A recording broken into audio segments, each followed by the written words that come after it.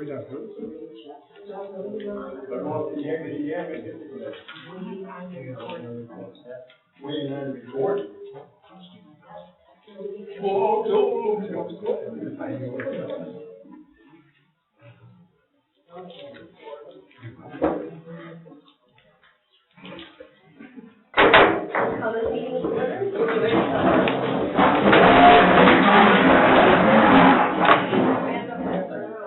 I pledge allegiance to the flag of the United States of America and to the republic for which it stands, one nation, under God, indivisible, with liberty and justice for all.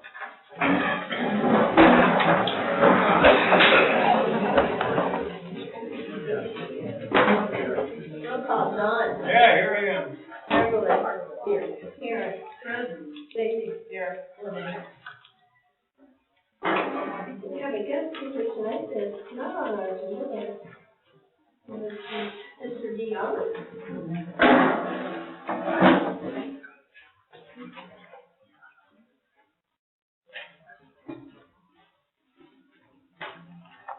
Thank you, Brenda.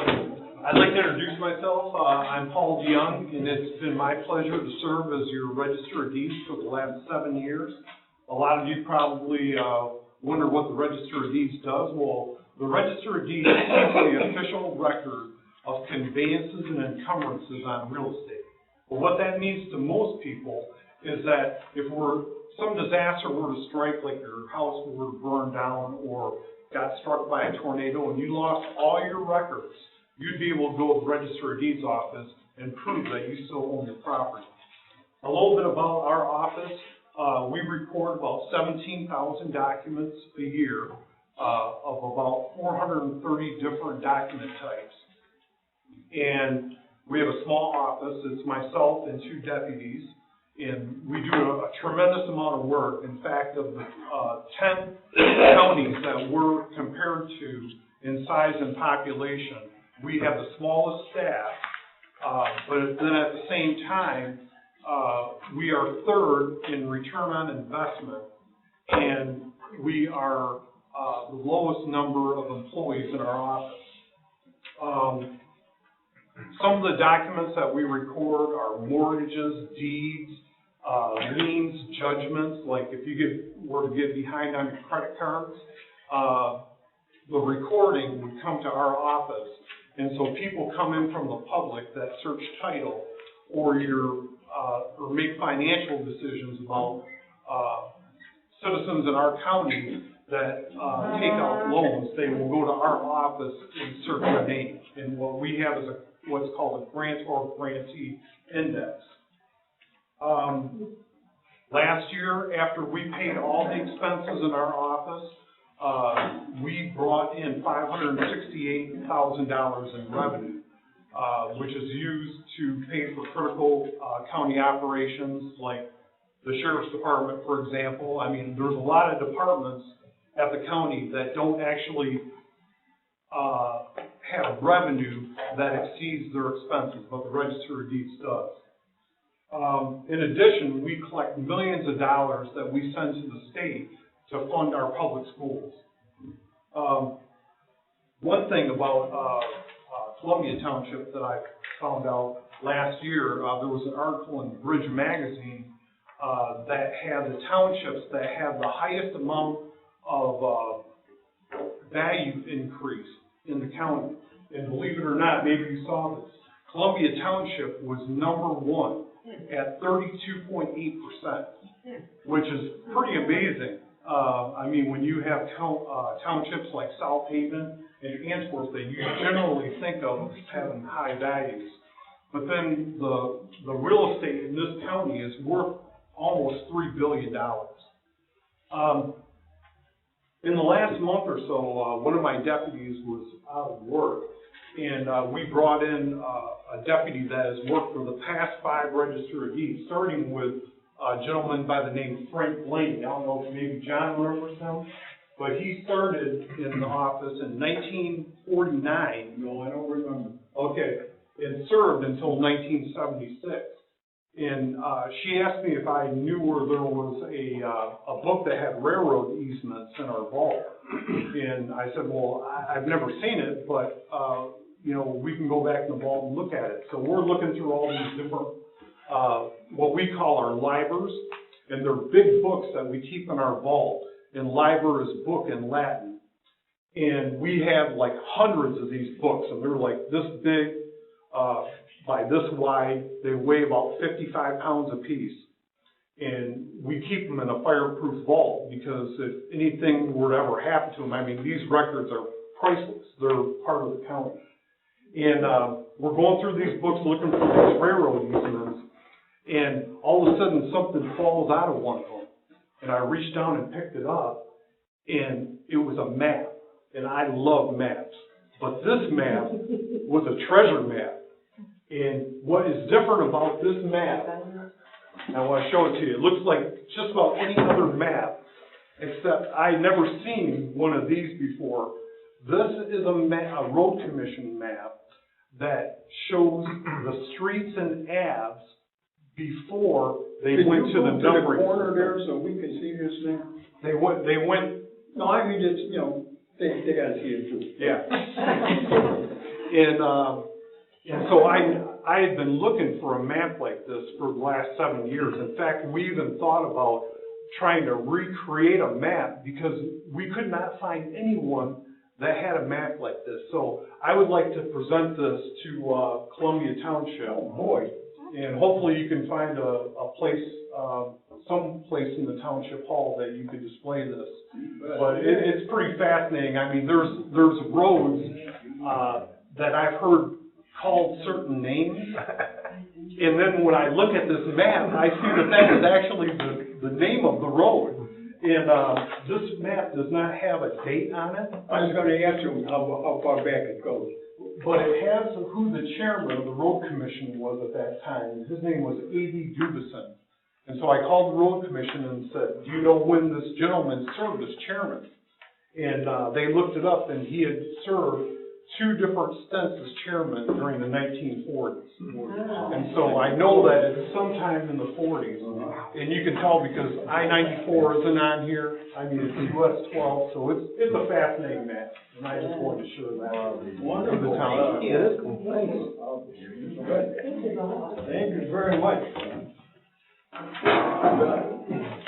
Thank you all. Cool.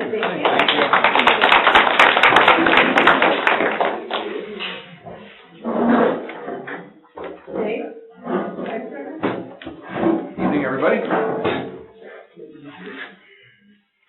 Not even gonna give anybody a chance to get bored with me tonight. We had 2 calls. One was a structure fire that turned out to be a gentleman burning a chicken coop, which was extinguished because you can't do that, obviously. And then one was a vehicle rollover with injuries, and we had 21 medical calls for the month of October. Any questions? Were the chickens in there? Did the gentleman give you some fried chicken? No. There was no chicken. No, there were no chickens. No to us, huh? No, the chickens had all escaped. No click for the buck. Yeah. I got a question. Yeah. Only 2 fires, that's it? 2 calls. One was a fire, one was a car accident. Thank you. At this time, EMS, JC would like to go ahead and move our unfinished business number 6 up because we had a class that he's teaching. I came from work, I gotta go back to work. If the board is okay with that, then let's go ahead and answer a few questions. It's up to you guys. You girls.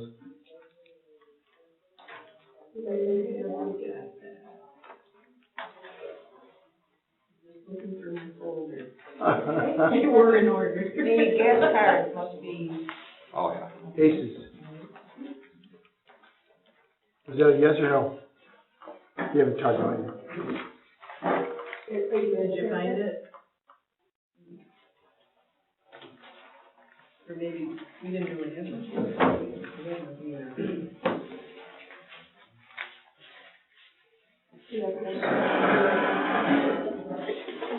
Did you want to do a presentation? I've got stuff for you. Okay. If you're ready, if you want to, I can wait too. I'm not crazy about it, but I can. Yeah. So you guys can go ahead and hear what you've got, so you can get back to your class. Going back to school? Huh? You're going back to school? I gotta go right back to work.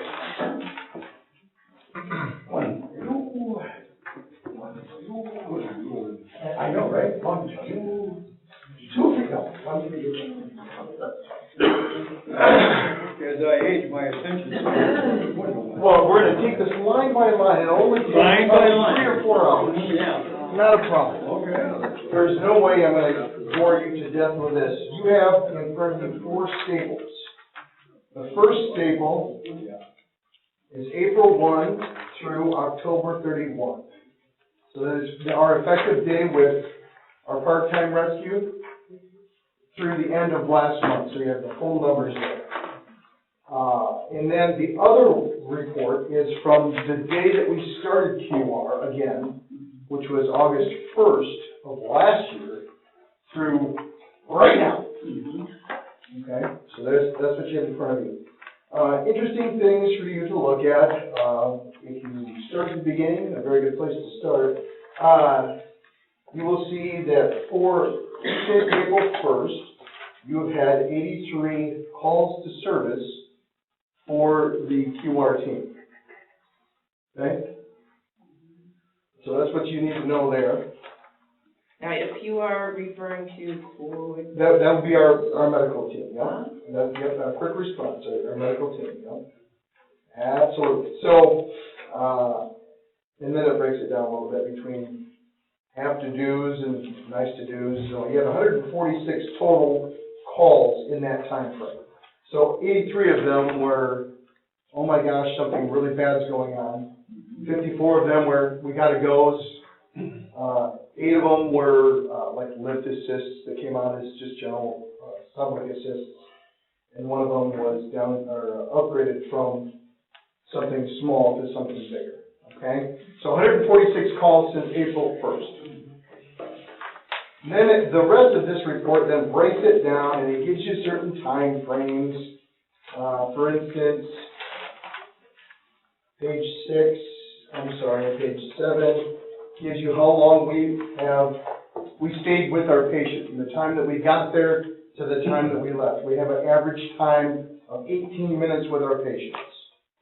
Okay. We are getting there in about 6 minutes. Everybody else around us takes 11.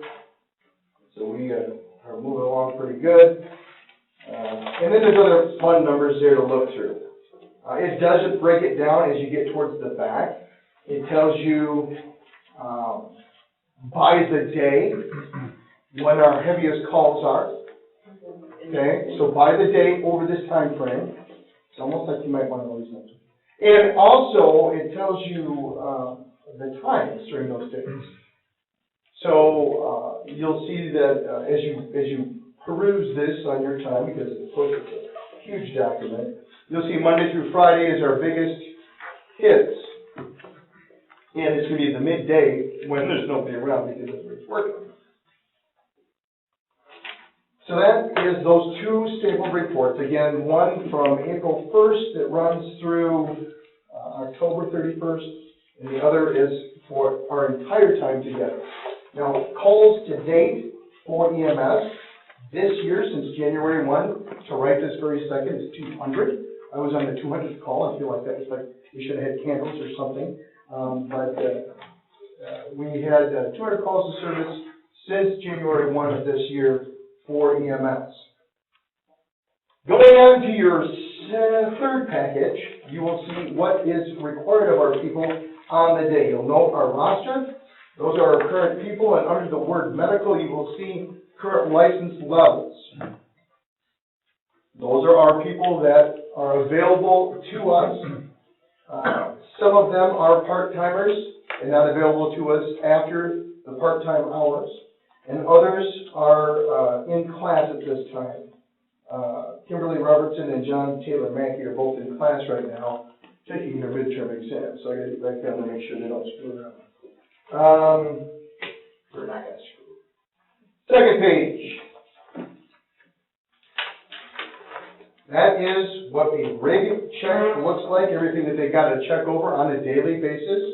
That is a non-option. If you're working for us, this is what you will do on a morning. You come in, you grab one of these and go right to work on the ambulance, on our 2710 rig, and they do one also for 2762, our backup QR truck. The next page is the O2 and trauma bags. So you see all of the equipment that we have to maintain just for medical, okay? And that is, besides looking over a fire truck or what have you. If you go to the third page, or fourth page, it says daily shift personnel duties. I think it says duties, it's funny that way. It's okay, you guys can laugh, it's, wow, all right. Things like, making sure all of our radios are in place, making sure all the trash is done on the day, making sure that the hose rack is neat. These are the checkoff things that they have to physically look at and or do in a day. Are these in both stations, Casey? No, this is primarily Station 2, John, but if you look at the final page, Oh, okay. you will see that there are some station duties assigned throughout the week. There is weekly shift duties that they have to do. So not only do they have to do the first 3 sheets, then they come and if it's Monday, they've got to decontaminate one of the rigs and do a complete apparatus inventory and check on one of the other trucks. And so at the end of the week, they will have touched and or looked at every single piece of fire and EMS equipment. And your final packet. You will see a 3-page document that represents this month and this month only. For a limited time only, known as November. You will see the shifts that are there. The one in pinkish, purplish, right dead center, and it says PT, that's our part-time. You can see the shift is 0800 to 1600, and you will see that filled Monday through Friday with a name. That is the non-negotiable shifts that we want to get filled, and we have been able to do that for the last several months because we've finally gotten our staffing, part-time staffing, to where it needs to be.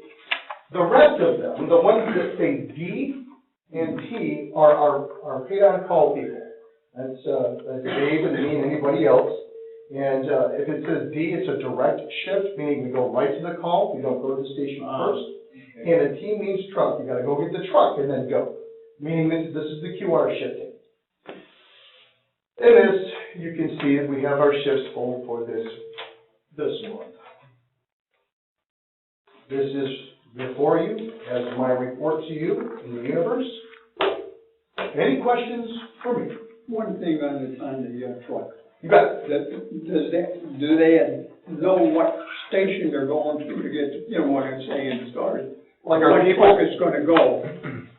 for QR, it's always 2710, unless it's, That's the main drag. that is our blue one, and that's always, our main white one, and that is always going. Yeah. If there's a second call, then the truck that sits right next to it, 2762, it's the pickup with a really fancy box on it, and it's a really nice looking one. Anyway, that's our backup. That goes in. Now, what's in that garage, a water truck? We have an engine over here, and we have a crash truck over here. Okay. Those are our backup units. Our primaries are at Station 2. So, question for you. Rock on. Have lives actually been saved since we started this? Oh, no. We've done CPR a lot. And it's been even better since we've had the Lucas helping out. How many times have we used the new equipment? Luke has been used 4 times now, Twice by me. and then we only have had it, a couple of months? It's been crazy how much time we've used it. Does that mean that you've showed up and someone's heart was stopped? Yeah. Oh, yeah. Yeah. Yep, we put it on there, we hit go, and chugga, and then, we, off to the hospital. We actually went on that very first time we used it, we took him all the way to the hospital with the ambulance. My brother jumped in the back, and I led the ambulance to where it needed to go. Absolutely. So if you could make any changes to make the service better, To make the service better. on what you guys are actually doing. What we're doing, I don't think needs to be a whole lot of change. Right now for EMS and our fire, we will need additional EMS staffing over time as we have matriculation and, people moving up, moving out. For instance, my son Kyle is a paramedic now, and he's moving up and out. So he's gonna go full-time, and he's moving out of the area. So we're losing him, but we're gonna get 2 more. That's a constant training that will have to happen. On top of maintaining those licenses, I've just been absorbing that into my normal station duties that I take care of. But we would, if I wasn't around, we would need to hire an instructor coordinator to do that for us. We don't need to do that because I just do that as pro bono work because that's what I do. Does this apply to the fire department also? Yes, ma'am. Kind of the same thing, Oh, because yeah. people are always going to be, Cycle in, you cycle guys out. are always gonna be meeting. We have a huge turnover. Our biggest issue in this township is housing. Mm-hmm. People, you know, we get the younger kids coming up, they get certified, they live with their folks, and when it's time to move out, there's nothing to rent really here. Right. There are very few rental places in the township, and so they move on to wherever they're going. Yeah. It's been an issue since We started. 99, Ken, when the fire department started. So I've been here since 2001. It's been an issue since then. When I came on, I was the 5th man on in 2001. We grew to almost 20, shrunk back down to 4 or 5. We're on an upward trail right now, especially with the cadet program going on. We've got 6 cadets right now, and so we're really starting to rock that out. Most of our QR staffing is mild students who I pulled from the world and said, "You need a job. You can start here because I know who trained you, and you will be in trouble if you don't do it right." So.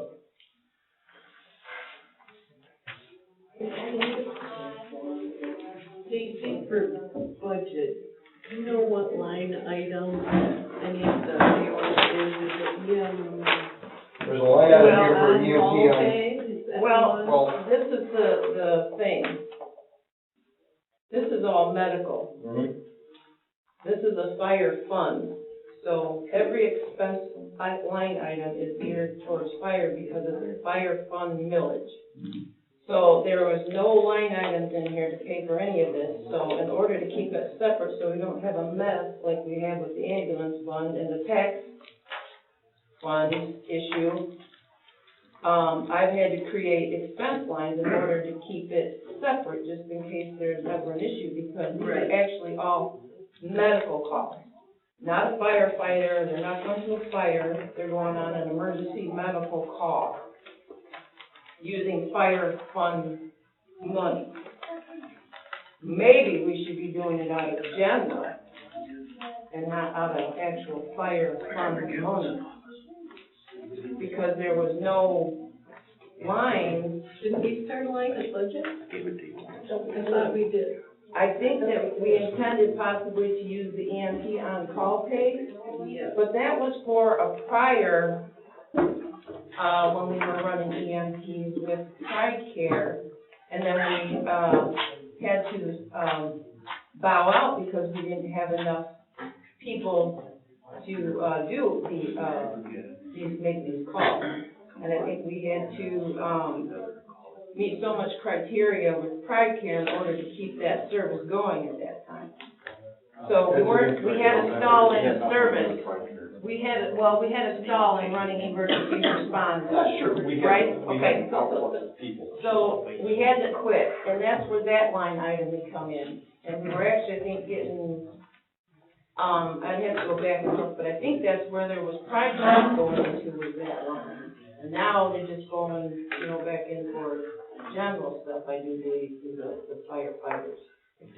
So in order to, because now we have this gas line now, because there's gas. We now have all, as you saw in his packet, which I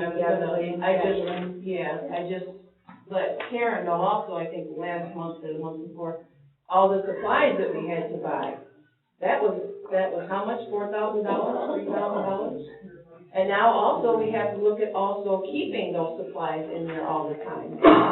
So there will be also need constant money to replenish this vehicle and everything needed for the emergency, first medical response. Were these, call. okay, so like the supplies, and JC. Sure. Aren't they things that you guys already Some of use them, for fire department? I kind of the answer is understood that. yes. Some of that expired though, and it will expire. It will continue to cycle out. And would you be replacing it regardless of if we had this pilot Each program run, you're in gonna place use or gloves, not? you're gonna use masks. you're All of gonna use that is helmets. actually, anything that we use on the patient, hold on, anything that's used on the patient is actually given to us right from the ambulance.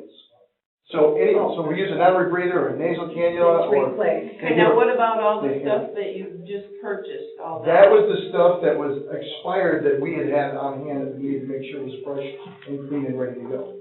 Okay, That's but you'll expired. still, every so often need to be replenished. It will, yeah, every so often, and we're not talking about, we're not gonna need $4,000 every month, you know. Because Well, I didn't see it a being large monthly. amount of what we replaced, we had back when we were running this before. So it expired because we weren't running it. Most everything we use is replaced by Pipecare, and we have the same deal with life. Yep. And if Shays came out to a call, They all hand off a the few stuff. months ago, we used items on the gentleman, and we just replaced them right off Shays' rig. Cause they bill for those items. But it will still be separate regardless when we have to buy it. There's nothing, like I said, there was not a specific line item for that, so there now has to be more specific guidelines. That's why we have all these. Correct. Okay. In 2004, we were renamed Columbia Township Emergency Services. So with that would be, that would be a blanket coverage. Now, even with. Well, under your assumption it would be. We don't really have anything saying that. It is Oh, I thought- expired funds, so. From memory, did someone here talk to the lawyer about the legality of this, and we were cleared on it? They just checked on it. Nothing really ever went any further than checking on it, because it will entail a bit more work than just checking on it. Okay. I would like to point out, though, even with the purchase of everything that we had to buy for the medical. And paying for them. And paying for them, and paying for the $2,345 worth of payroll to date, out of the line budget of $5,000 we budgeted, we are only at 38% of our budget, and we're 8 months. Are you adding both those lines though? I'm adding everything on this. He's looking at the It's a total line of budget sheet. So we're only at 38%, 8 months into our budget year. And your 146 calls over the, We had 0 calls last year this time, so yeah. okay. So I was gonna say, you're way over the Oh, number yeah. of calls we expected. Well, we had to run for, 3 years. Yeah. So, the only medical calls we ran was when Pipecare would call us for an assist. Would be full arrest or lift assist. So we're running everything that comes in. How many priority ones did you have? Is that the 83? That was the priority calls, absolutely. 83 Wow. priority calls for service. Now, were all of those ones when we got there? No, but that's where they came in. Yeah, that's where they came in. Wow.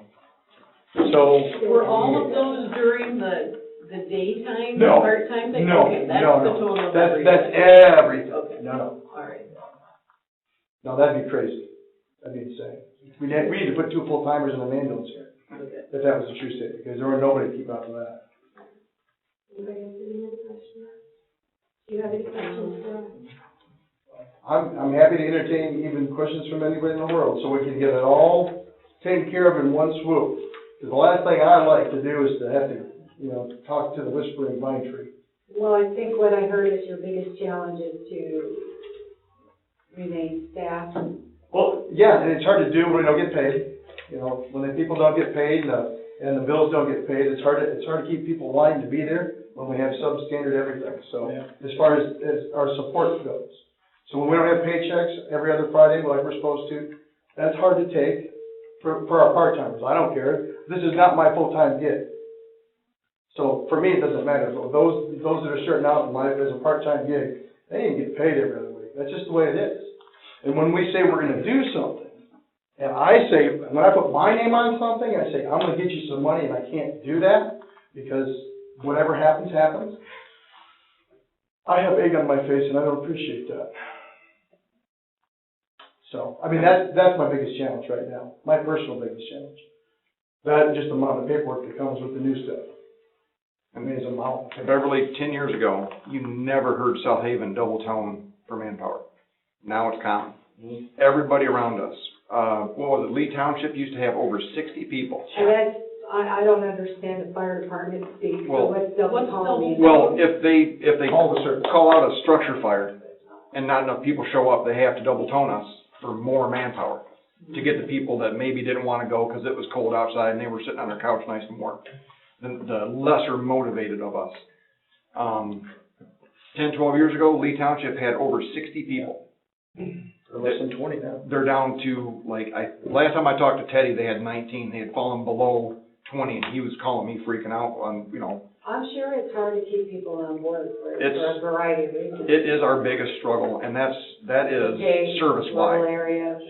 That's in the fires industry, the EMS, everything. Well, and all the extra training that we have to do, not nice to do, we have to do Well- by law. The state just mandated 18 hours of continuing education credits for fire. We never used to have that. You get certified, you were a firefighter forever. Now you have to have 18 hours a year of continuing education credits And if some of that to keep your involves license. them protecting themselves too, their own safety. Oh, yeah. I mean, on a small department like this, we're not the busiest. Yeah. Your skills aren't honed as well as Chicago. So, we have to train and, to stay current and safe and educated on things to do. And that's not counting all the training that we gotta do to maintain a medical license. It's a And whole different ballgame. And since, as a fire department, you guys were already doing some of this. oh yeah, we were versus getting fire, at least 24 hours of training per year before the mandate. So if I remember our initial meetings during the budget time, part of the reason for doing this was, for one, to help save lives, to help fill that gap. Sure. That was number one. For two, it was also to, kind of give the fire personnel initiative, an extra reason to kind of stick around with Columbia Township because they can pick up more hours. Yeah. Was that part of the, appeal to them? We got And at no additional cost to the taxpayers. Correct. Right. Part of it. Correct. As you can see, we're not even halfway through our budget, and we're over halfway through our budget year. Yeah. And that's with EMS, the You know- entire time. During the summer, JC and Jeremy are here. So during the summer, I work for the school, South Haven School District, so I stay at work in the summer. Winter, when these guys are back in Lawrence at work, I run every call out here because they're not around. So, but if you're having a heart attack, or you fall down your stairs and bust a leg, or you're laying outside in the snow and you can't get up, for me to get from South Haven, whatever school I'm at, to get back to my personal vehicle, to get all the way out here, it's a long time to lay there. In the last year, we've had 2 people freeze to death. Yeah. In this township? Yes, ma'am. Yeah. 2 people. Really?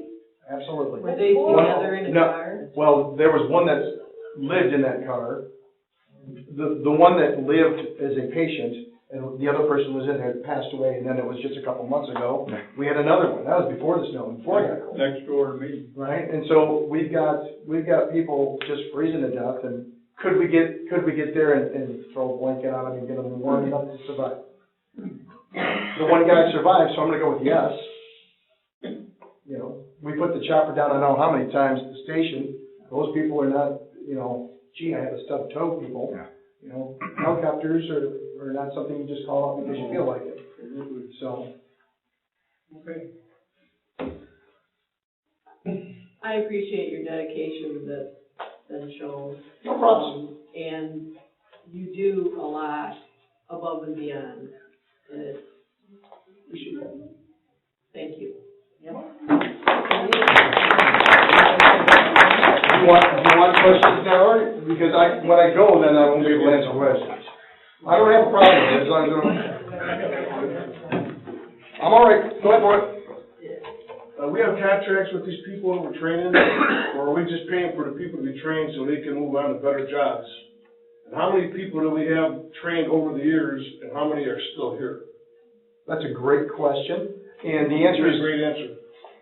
well, I'm gonna give you the answer that's a true answer, whether it's your greatness or not. That's always the best answer. Right?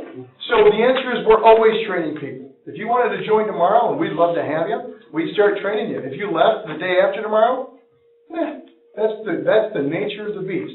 Now, how many people? Dave, we've gone through, because Dave and I because it was me as the fifth man and Dave was the sixth man. This was back in 01. We are the only two people left from that time frame. So I'm saying, we're training all these people, we're paying all the money, we're flipping the bills. You get them out of like their training, they're out of there. It's better than zero. Well, we should have a contract. If we're paying for these people to go through this training, we should have a contract where they have to stay with their contract for so long, or they have to repay us all this money we invested. So we can look at, that's definitely for sure. There's a lot of places that do that. But would that take away, the other side of that same coin is, would that take away other things? Who knows? We can look at it. They'd have to stay there, and you'd have your people working, wouldn't you? They'd have to stay if they chose to take the training, but let's do it for instance. My son was allowed, paramedic funds. If he was to take paramedic from Pride Care, that same thing would happen. 2 years of service if we pay for your school. He said, no thanks, I'll do it on my own. Served them during that time frame and said, now, because of that requirement, that was a negative factor in his consideration to hang around. You're going to make me stay? Oh, I don't think so. No one tells me what to do. I'll see you later. Unfortunately, when you get somebody that wants to, you'll do it my way, because I've done that in management before. You will do it my way. And what they say is, later. Yeah. And I'm like, okay, that didn't work out. Now guess who's got to do the work? Not going to happen. So. Now, let me interrupt. So you're saying that we should just let them go? I say that we are about professionally developing anybody in this world that wants to be professionally developed. As long as it stays in our budget, hey. Well, you can't be next to somebody you're trying to train, so you're kind of like... Oh, you're right. If you were my student, I would want to shut you down, man. Kind of like what I'm doing now. Any other questions? We had that policy. I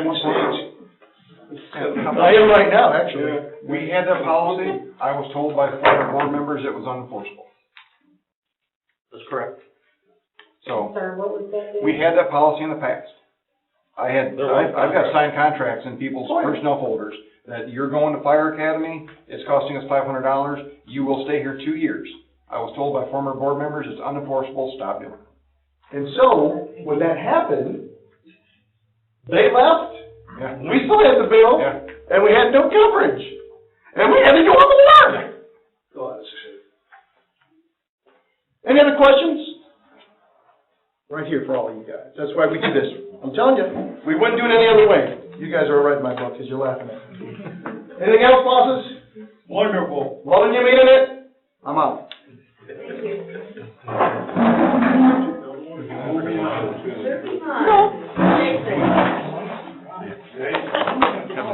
I don't know how you can follow it. If you want to hug, I'll be back.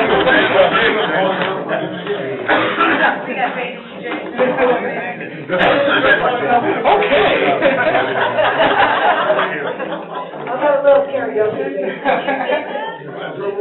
Okay, good evening, everyone. For the month of October 2019, I traveled 1,599 patrol miles. There were 112 property inspections completed, 3 assist other agencies, 7 assist the sheriff's department. I personally had a total of 38 complaints. There were 3 liquor inspections completed, and I had an AED refresher course that I took in the month of October. For Columbia Township, October 2019, there were a total of 129 dispatched calls/units. By department, those calls were 7 fire, 48 EMS, 63 police, 10 animal control, and 1 medical examiner. The police calls are as follows: 3 stolen vehicles, 26 general assist, 6 traffic crashes, 7 assaults, 2 malicious destruction of property, 2 obstructing justice, 5 alarms, 4 suspicious situations, 1 OWI, 1 lost found property, 1 abandoned hazard, 1 health and safety, 1 trespass, 1 B&E, 1 delinquent minor, and 1 fraud. And John, the B&E was unfounded, so. Amen. Okay, and all 3 of the stolen vehicles, 2 of them were civil, so it wasn't actually stolen, and 1, it was actual, but it was found. What was the EMS on there again? The EMS, there were 48 total calls. Does the medical examiner, does that mean a death? Yes, it does. That's a death. And an unattended death, the medical examiner always needs to be contacted to come on scene. For Blythe, there were 2 residents contacted. One on 52nd Street is an occupied residence. They were contacted and the issue was resolved. One on Hill Drive is an occupied residence year-round. The resident was contacted and the issue was resolved. Is there any comments, questions, concerns? Okay. The day of the snowstorm, how many, accidents did we have that day? I personally took 4. For that day? Yeah, I'd have to go into statistics for everybody, but myself, I took 4, yes. That's a lot. Okay, thank you, everyone. Thank you, Jason.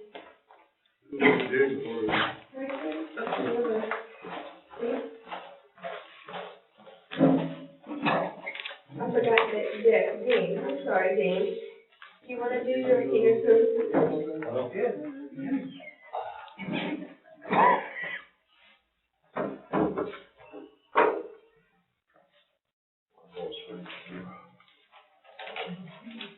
My words are gonna be short this evening. The, Senior Services, Christmas Festival, Tree Festival is Friday and Saturday in Pawpaw.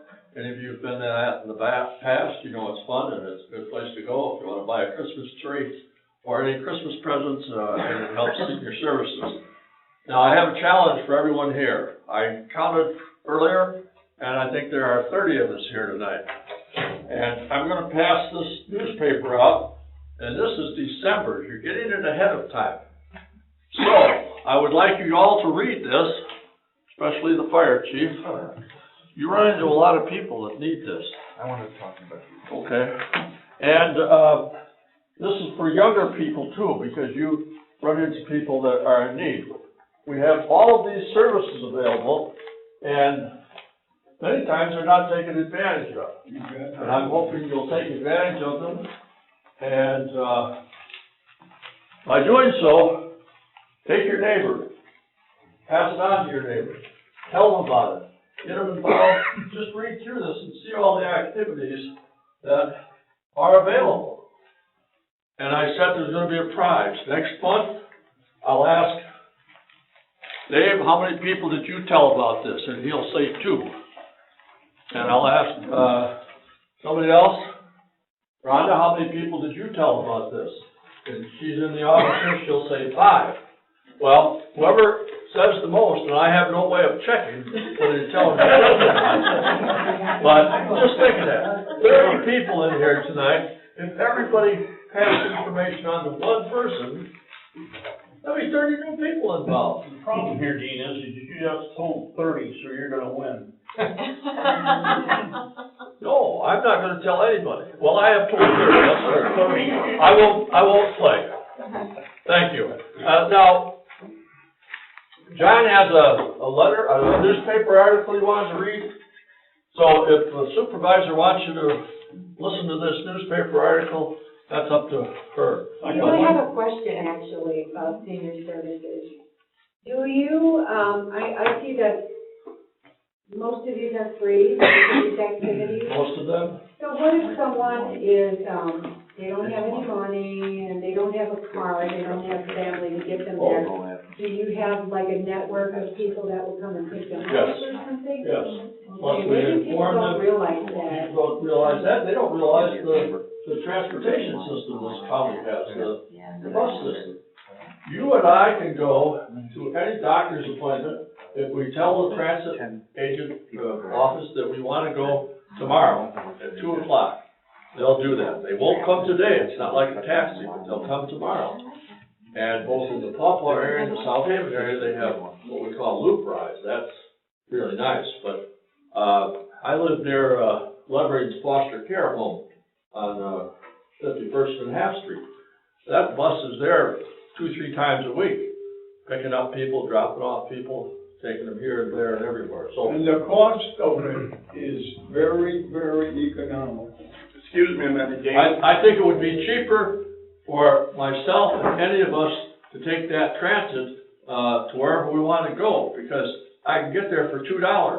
I can get back for $2. I can't drive my car any place for $4. Yes. Do you have any more of these? You know where I work at, and I get a lot of the seniors out there that may not know about this. Excellent. And if you have some more papers, I'll take them with me tonight. I don't with me tonight, but I'll get them to you. Would you please? Yes. Thank you very much. Thank you. I think that's an excellent step. He wants a prize. And Dean, do you have a list at Senior Services Oh, of all the services that are available within the county to seniors? Went to a house the other day, Sunday morning. Little lady fell, couldn't get up. Got there, helped her up. The ambulance immediately started telling her she needed to go to, Nursing home? thank you. And my immediate reaction was, there are plenty of services to keep you in your home. Meals on Wheels, senior services, all this stuff. If you had a list of all the services available, we would keep it in our medical record, and any elderly folks we went to. I'll get you several of those, yes. But that's a good example. And what I would do, when somebody gives me a name and says, you know, Mary Smith needs help, she's got health problems or whatever, I just take her name and address, I turn it in, and they have a nurse or a home care person visit there. And they evaluate the situation, they decide what's available, what's not available, and so forth. Because there are a lot of agencies that senior service draws upon. Right. You know, in the county and in the United States, the Agency on Aging and so forth and so on that have services. We just need to get the people to know about it. That's the problem. But if you had a list, we could good. easily drop one off at Good. every house we went to. Yeah, and I'll pass that information on, and every fire department in the county ought to have that information. Yes. Somebody else?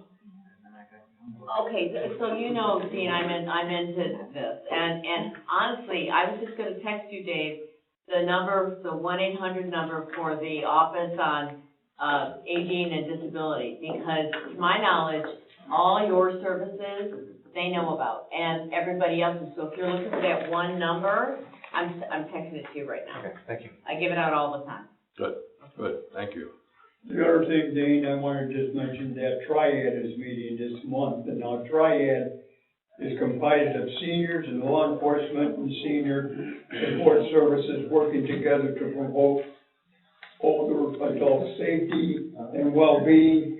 They're gonna talk about scams that are out there now. I asked Dean if he could make that. It's on the Tuesday, the 13th. So, 17th, excuse me, it's the 17th. And it's always at the ISD Center in Lawrence at 9 o'clock in the morning, and it's for anybody that's interested in what's going on as far as identity theft or anything like that is concerned. And I have said to seniors about the different things that we have, different seniors, and some of these seniors need a swift kick in the memory, and get themselves to understand that these, like he said, these things are available. Now, we can't take you by the hand and drag you out of your house, but we want you to know they're there for you. Can I add one more thing while we're talking about seniors, because it's important, that when it's time to sign up for Medicare and you need a Medicare supplement, a lot of, so my husband just turned 65 and we're getting all these calls like crazy, and most of them are for-profit insurance companies. They're out to make money. They don't care if they sell you the worst policy out there and you end up in a nursing home because you can't get any services when you fall outside, like what happened to one of our own here. So, I'm sure that there is someone there that has that information. The state health insurance program, every state has an 800 number, and they've got free counselors that they're not attached to any insurance company, and they will help them wade through all that mess to sign up for a program that's appropriate for them, that isn't trying to be predatory for them. And AAA handles that. So I just think that's good to mention, because this is the time of year that they should be signing up. Thank you. Type in, please.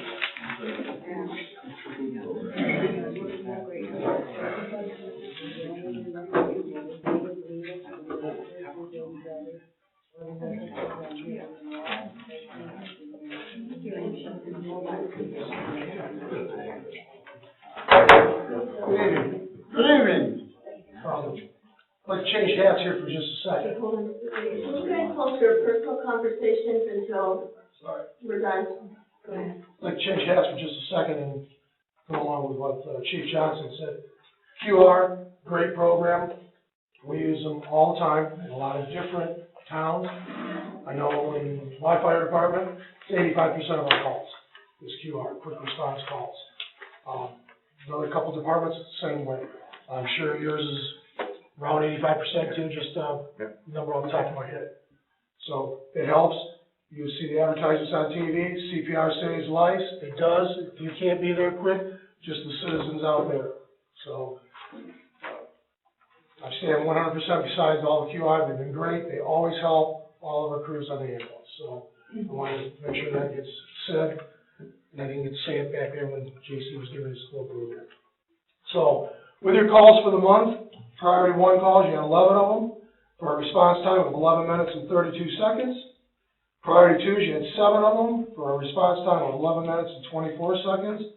You had 1 priority 3 call, and it took 20 minutes and 34 seconds.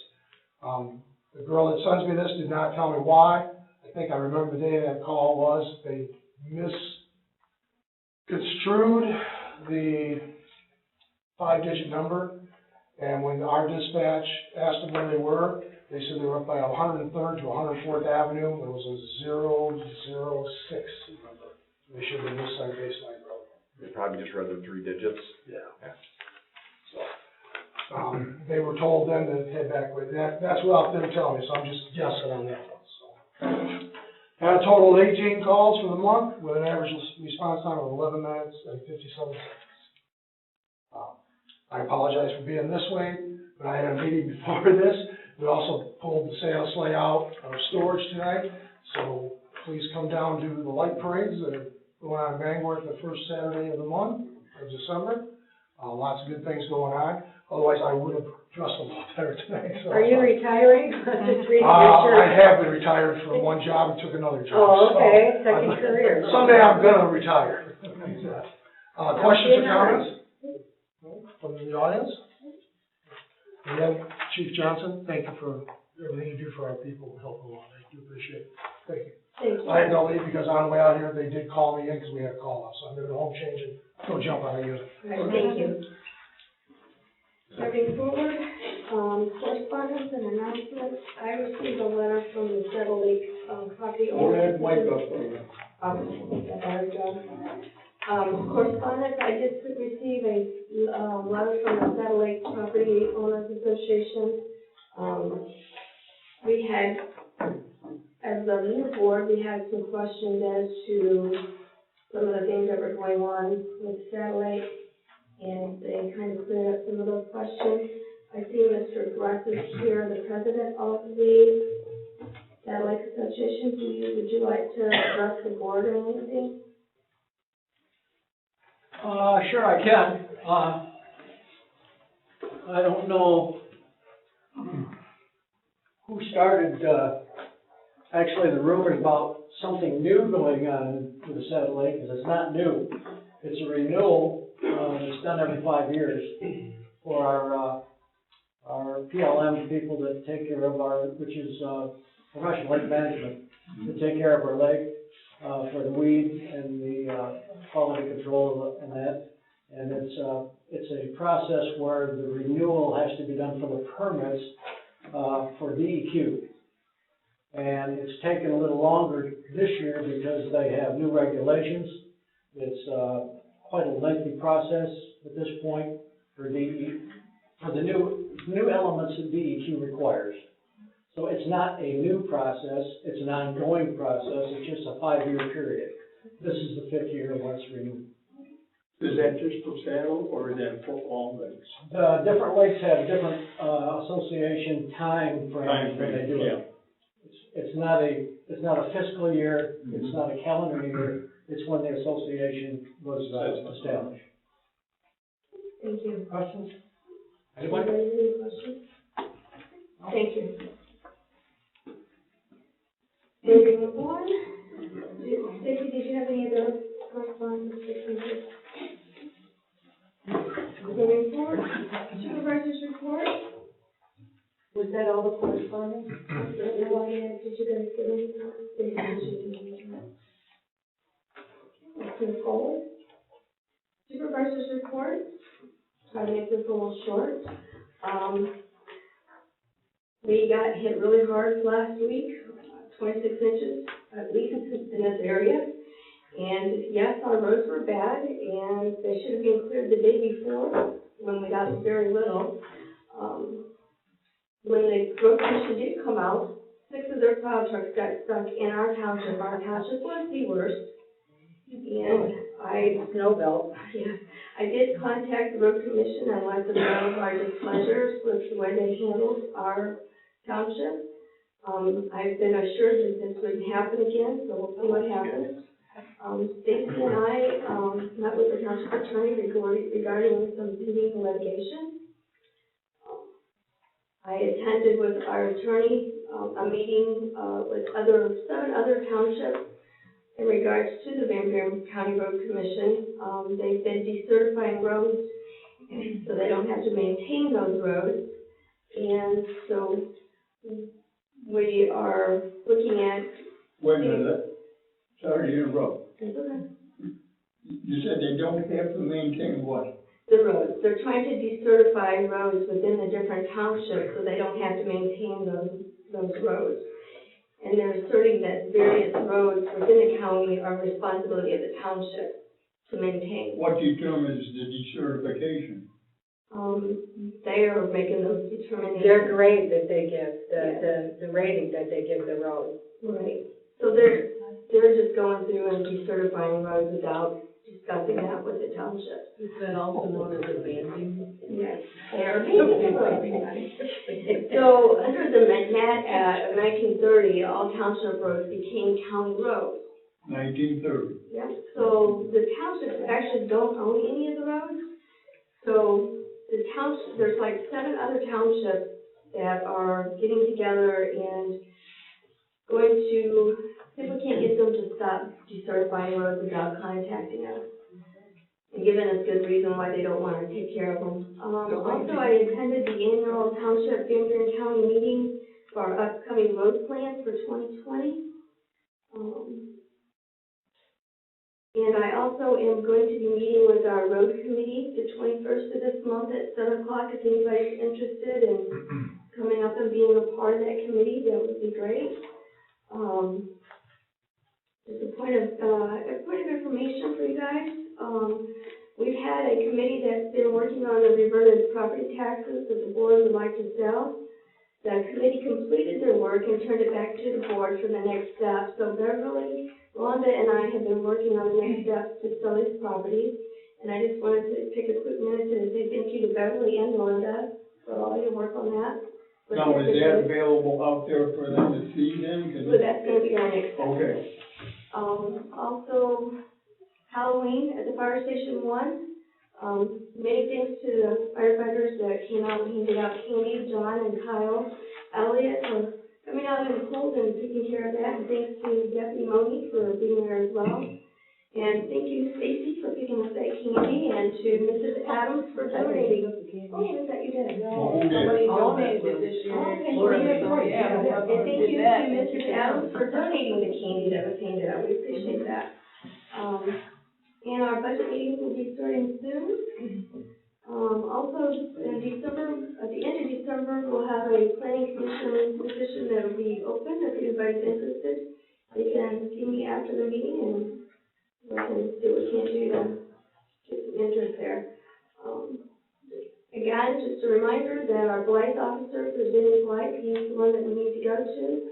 Our zoning complaints need to go to our zoning administrator, and that's all I have tonight. I have a question. Does the road commission guarantee that they won't not plow again, or that we won't get 26 inches of snow over? Yeah, right. They guaranteed us that, well, they said they would not try to get us a little sooner.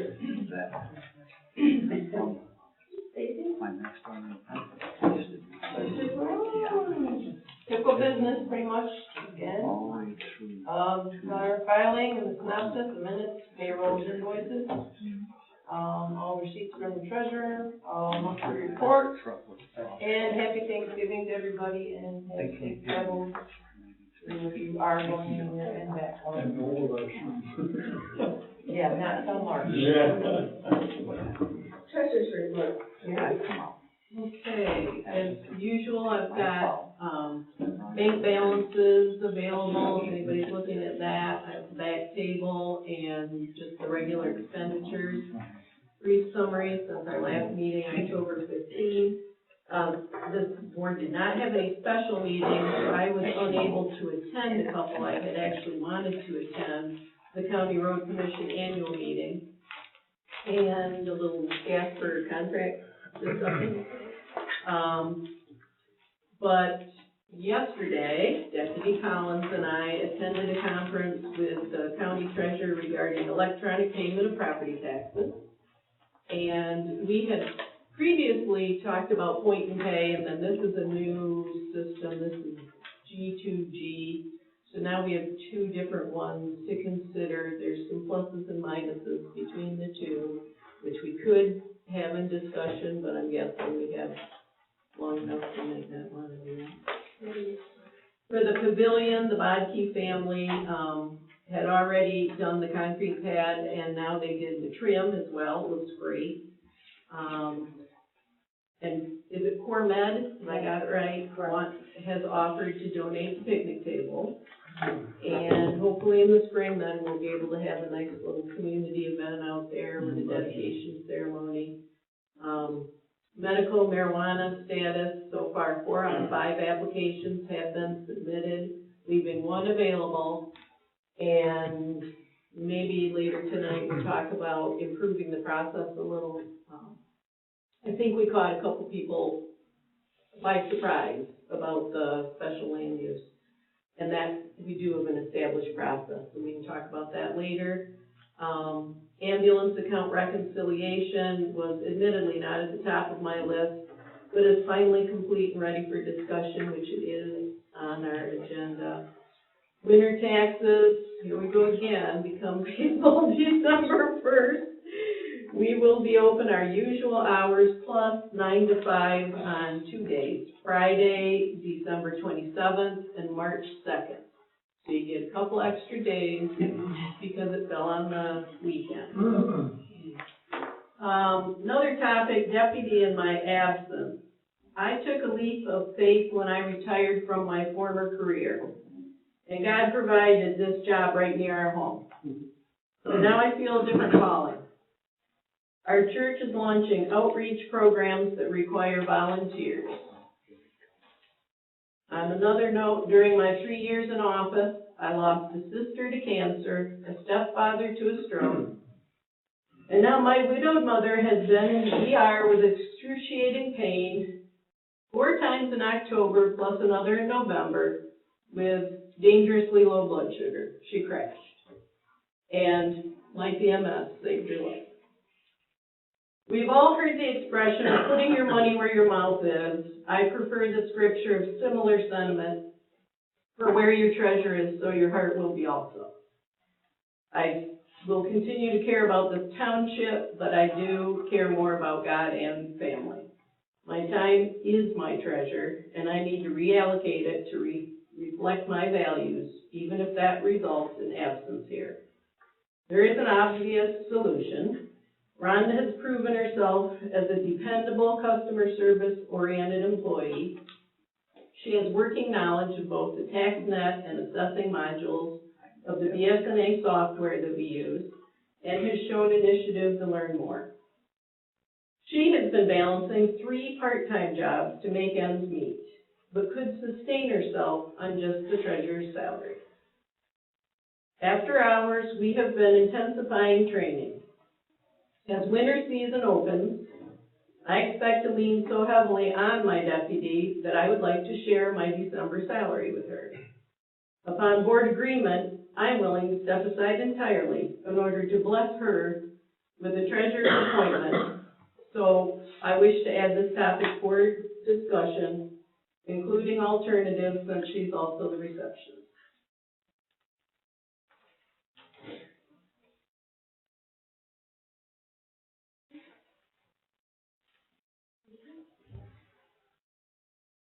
John, what can I report you got for us? Well, the cemeteries are quiet. But, I will tell you that, from the standpoint of neighborhood watch,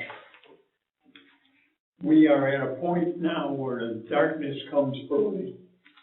And I don't know about you people, but I have seen more people out on dark roads, and they are having dark clothes on.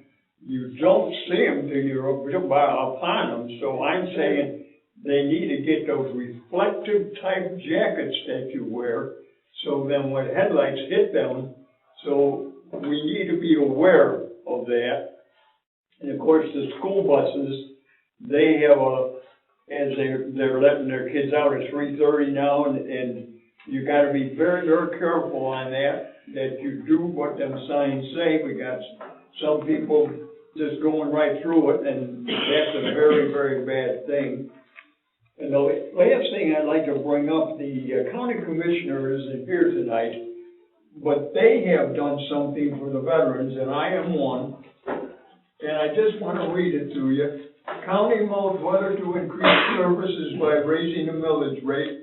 Van Buren County Board of Commissioners is considering whether to call for a millage election to further address the needs of U.S. military veterans. The commissioners Tuesday gave the nod to draw up a millage proposal of .10 mil for 4 years for the March election. County Administrator John Fall said that the county already has a veterans millage, but it's only for individual vets. The millage will be for all veterans services, Fall said. If voters approve, the existing soldiers and sailors relief millage of .25 will be removed, making the veterans millage in effect .075. For a person owning a property with a taxable valuation of $50,000, which is worth around $100,000 or more to market value, .75 mil would cost an extra $3.75 in property taxes. Now, if the millage fails, and I won't get into that, but if you take $3.75 and divide it by 12 months, that's 31 cents. Okay, then the mill would bring in about $340,000. Our existing general fund contributes would remain the same. They would bring the total veterans budget to $400,000. That would increase per vet spending from $30 to $80. And Van Buren County is home to 5,000 veterans. Columbia Township, I know, has 61. According to Fall's written report, a local group of veterans had asked for the vote in March. Since the creation of the Veterans Service Department, we have continued to see a significant growth in the service needs. The department, Fall went on to say, is projected to generate over $1.7 million in federal benefits over the next year, which are reinvested in the community in the form of groceries, gas, clothes, and real estate services. With the millage, this return on investment will certainly grow. I want to bring that to your attention, so I'm saying for the vets, it's 31 cents a month. Thank you, John. Beverly? Planning Commission did not meet this month because we got 26 inches of snow in 24 hours. So I don't have anything to report on that other than we are continuing to work on the master plan. I think we're on section 8 right now. We've got I think a draft to approve. We go through the sections and we work on a page at a time, paragraph at a time.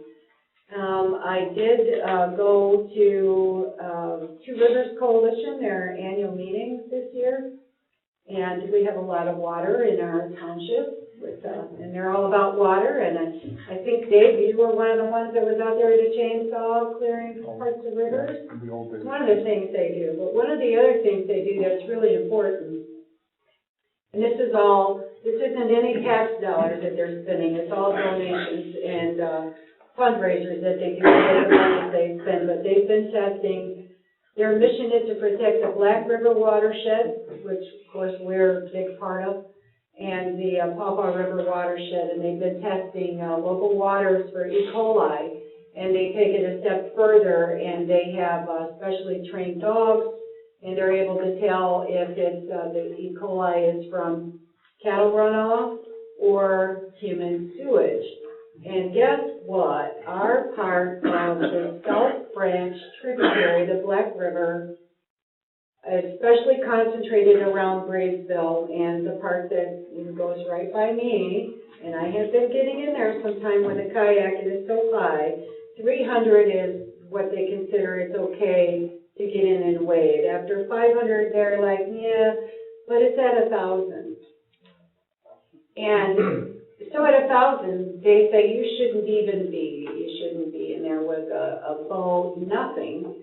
And part of the reason is, the obvious reason would be failing for septic, poorly maintained septic, failing septic systems. And Michigan is the only state in this country that doesn't have a septic law that's statewide. They go county by county, and that's how it's enforced. So that's just something, since we are surrounded by water and we drink water, I just thought the community might like to know that.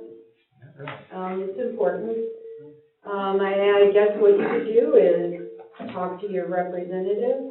You could help Two Rivers Coalition, but press your lawmakers. Tell them that you want things taken care of. It doesn't cost that much money to have your septic pumped every couple of years. And I know for some people they may be in a situation where they don't have the money.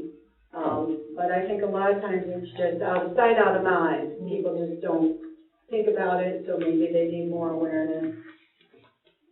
One last thing I wanted to mention is that I have mentioned this before, I think Planning Commission, that Senate Bill 431,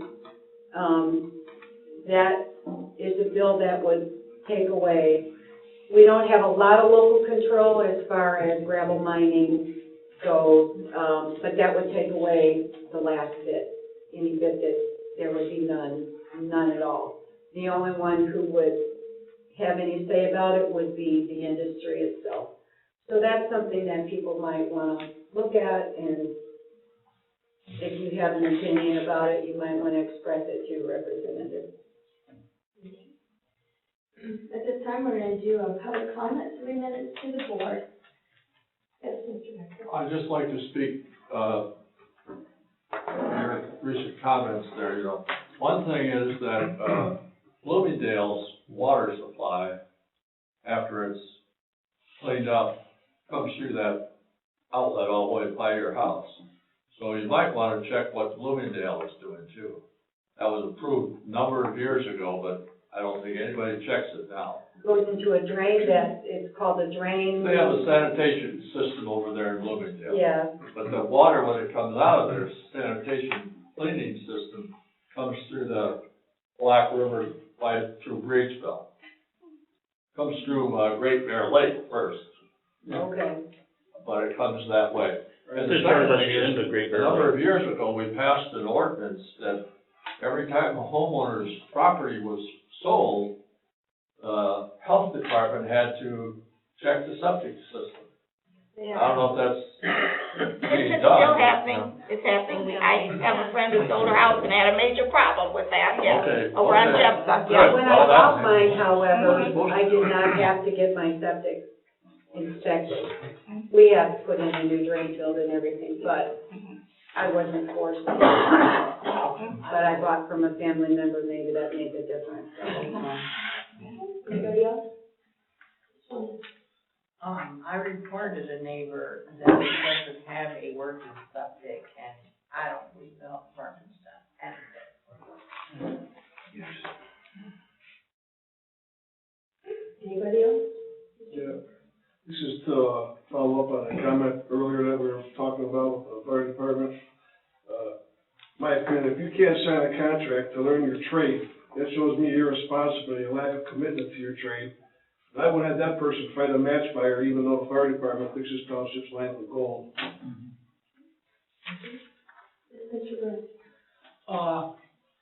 Just a comment about response times for medical or even fire.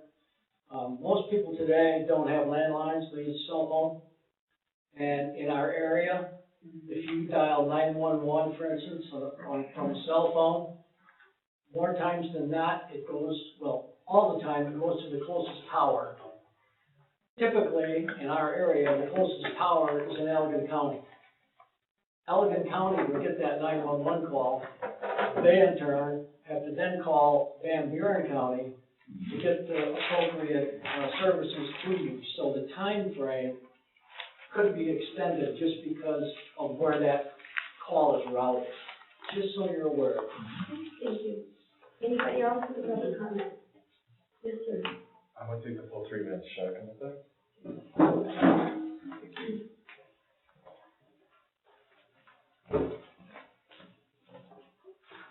Hi everyone, Shane Ho, Dragonfly Cannabis, Arlington resident.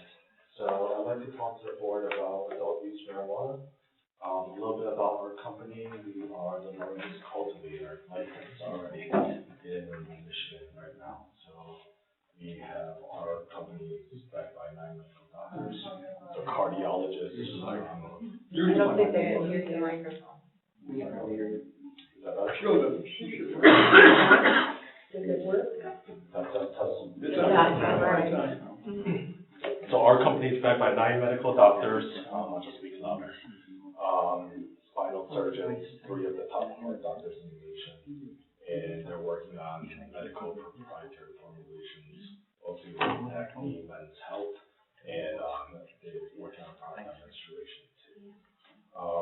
So we have our 2 medical farms currently in Arlington, one on 215, one on 681, right at the border of Columbia Township. So in terms of community development, just to give you a sense what we built, one township down.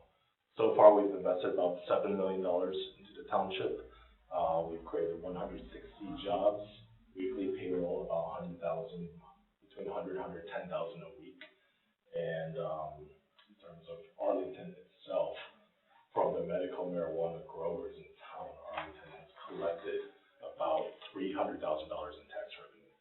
Now that's under the medical program. So under the recreational program, it's a little bit different. So the medical program, the township is allowed to collect $5,000 per applicant per year as a licensing fee. Now in the adult use program, you can do the exact same thing. So, but there's a main difference here. In the adult use program, there's a 10% tax that's been set aside for the township. So right now, what we want to do, specific with Dragonfly, is our farm on 681 is in Arlington, it borders Columbia Township. And earlier you were speaking about the 5 Keys. So they have a property that's pretty much essentially bordering our property. So if we were to take just a quarter of our current inventory, so we're in Arlington now, Waverly has opted in, we're going to Waverly, and then if we were to take our 681 farm, just take a quarter of that inventory based on the 10% tax, that would yield this township $300,000 a year minimum. So that's just a quarter of our inventory. So just to give you some more ideas on the community development that's been done in Arlington, besides the employment, besides the $7 million investment in payroll, half of that. We're gonna give you 3 more minutes. Okay, thank you. So about half of that revenue from the $300,000 has been used on a new emergency response fire center, as you know, Chief. Not only that, but we have about 30 extra families in town. So Chief Babcock has been head of the school district there. And when they do their annual counts, we penetrate contributed 30 more students to the local school system. And on the veteran side, sir, we have about a dozen veterans waiting for us. Got a dozen veterans. All really high. So, we have this sort of distribution website ready to go. It's essentially like an Amazon for marijuana. So, we're ready to put that in this township. If you allow us today, we're ready tomorrow. So we acquired that piece of land, and we wouldn't actually have a physical store, like we already have that farm built. So now with the combined properties from Arlington, New and Columbia, we can get that inventory sold through our website, and you would yield, I think it's 30% of that 10% tax. Do you have that proposal? We do. I had emailed it to the town supervisor, but I do have some paperwork on how the tax revenue is split. Once again, under the medical program, it's only $5,000 per licensee. Under the adult use program, it is also 30% of the 10% tax. I was listening to a podcast on this very subject today, and I believe that the state first gets that 10%, and then they kind of divvy it up based on, I believe, the number of facilities in your township. I don't think you get a straight percentage the way you're presenting it, but I could be wrong. Sure. So what the law says is it designates the percentages exactly. So the first 20 million that's raised goes to, I think, veteran research, I believe, veteran medical research. And that's statewide. That's statewide. That's statewide. They're Statewide, designated yeah. millions toward this, The first, millions toward that, Right. they have to pay back. right, the first 20 million. Just on our company alone, this year alone, between our state tax and our local tax, we've paid over $500,000. So that's 20 To the million state. between the state and the township. So that tax revenue, that 20 million, will be hit pretty quickly. After that 20 million has been set aside, the township, the locality, gets 30% of that 10%. So that comes directly to you. Medical is supposed to administer the program. On the adult use side, you can use that money for however you want. All right. Thank you. Okay, thank you. Thank you. Moving forward, consent agenda, we have our meeting minutes from last month and our expenditures. Has everybody had an opportunity to review those?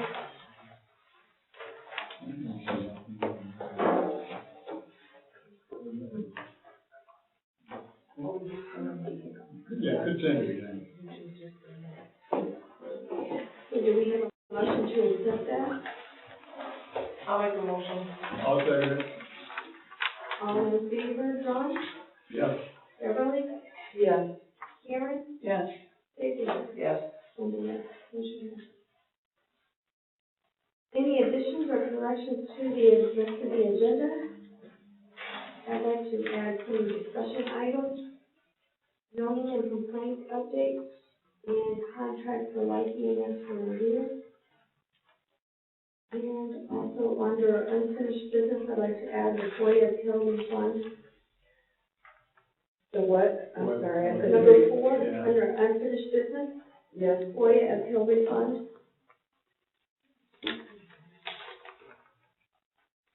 Just get the two, discussion items.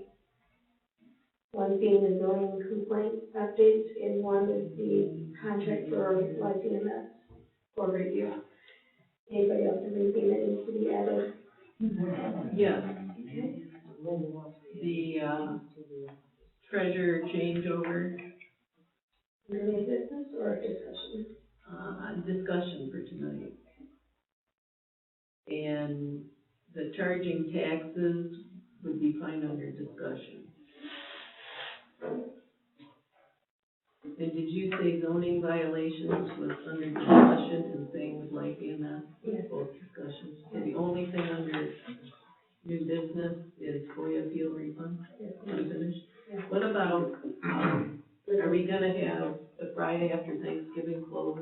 And where do we want that? New business?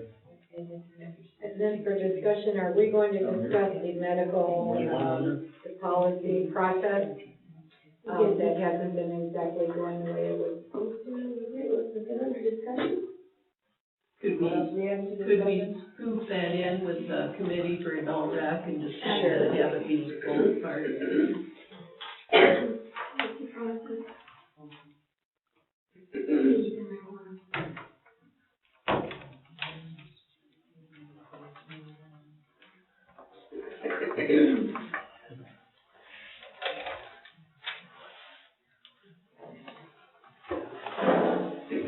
Any other items need to be adjusted on the agenda?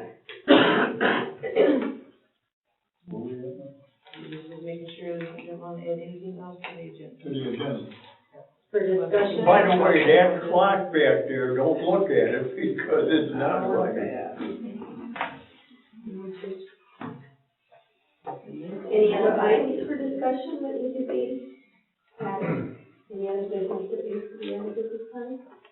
Like today, a motion for, because of the agenda and then. I'm wondering why it's so cold in here. Are we saving money or? I'd like to make a motion to go ahead and approve the agenda as corrected and amended. Do you have a second? I'll second. All in favor, John? Yes. Beverly? Yes. Karen? Yes. Stacy? Yes. Linda, yes. The first discussion item that we have is the loss of light. Stacy, did you have anything on that? Just looking back, or I'm trying to keep updated my book in the office, and, that one I noticed has quite a couple letters, that have been sent out, and I haven't gotten anything in the file back to wonder if he's done anything, if we need to, what is the next step now, because it's been, good 3-6 months on that one. Where's our blind officer? Where are you going? Isn't it in the packet, the zoning violation? Yeah.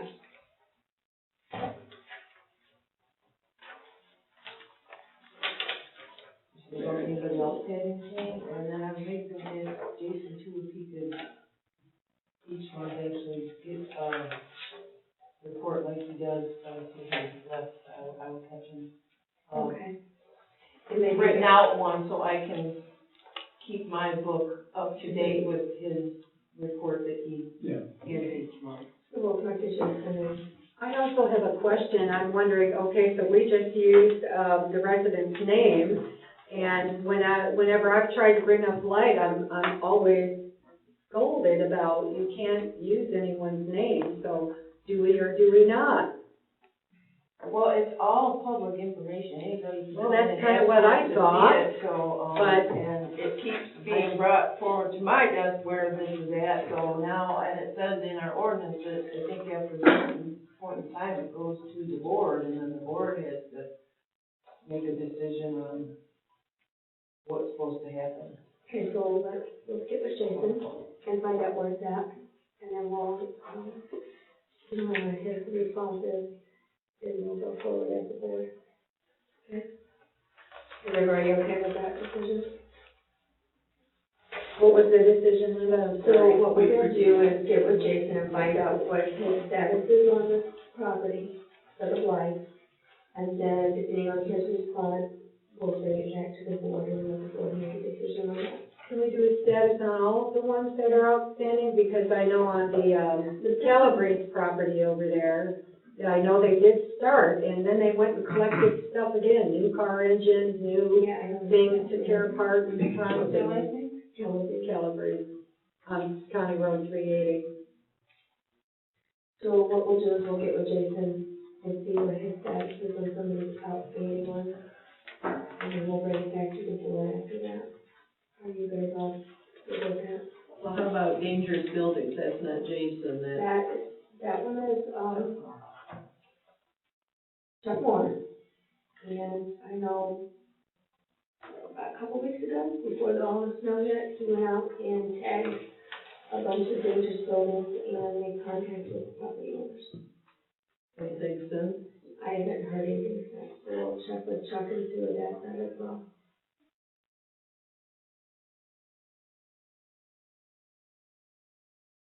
And I noticed we had a few zoning violations, travel trailers. And I think there was some confusion with the marijuana facilities. And I think Tasha has addressed those. I believe they didn't get the, with their application, the packet of information, and we need to make sure that they do in the future. You can't follow rules that you are not aware of. It said there was campers and trailers, Tasha addressed. Yeah, what's the statute on it, what, 3 months? They could have a travel trailer on it 3 months. Right, this one I believe was longer than that. And I could be wrong here, but I thought I remembered an ordinance here that says you can only have a travel trailer, you can't have it after October 30th.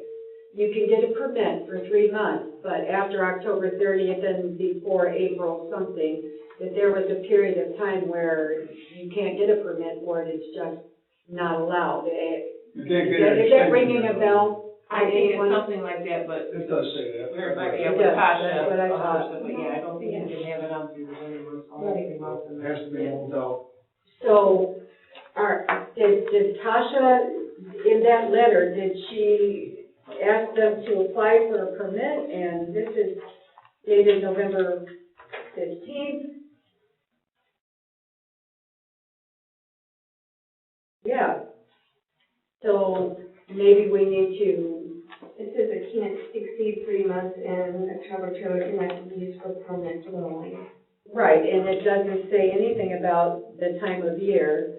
And I like the not permanent dwelling part because we have a lot of that happening. And along with that is no good sewer and stuff like that. And not to mention people freezing to death in the winter. Right. So we'll touch base with Tasha, should she put that in her letter as well, about. And maybe that she's aware of it.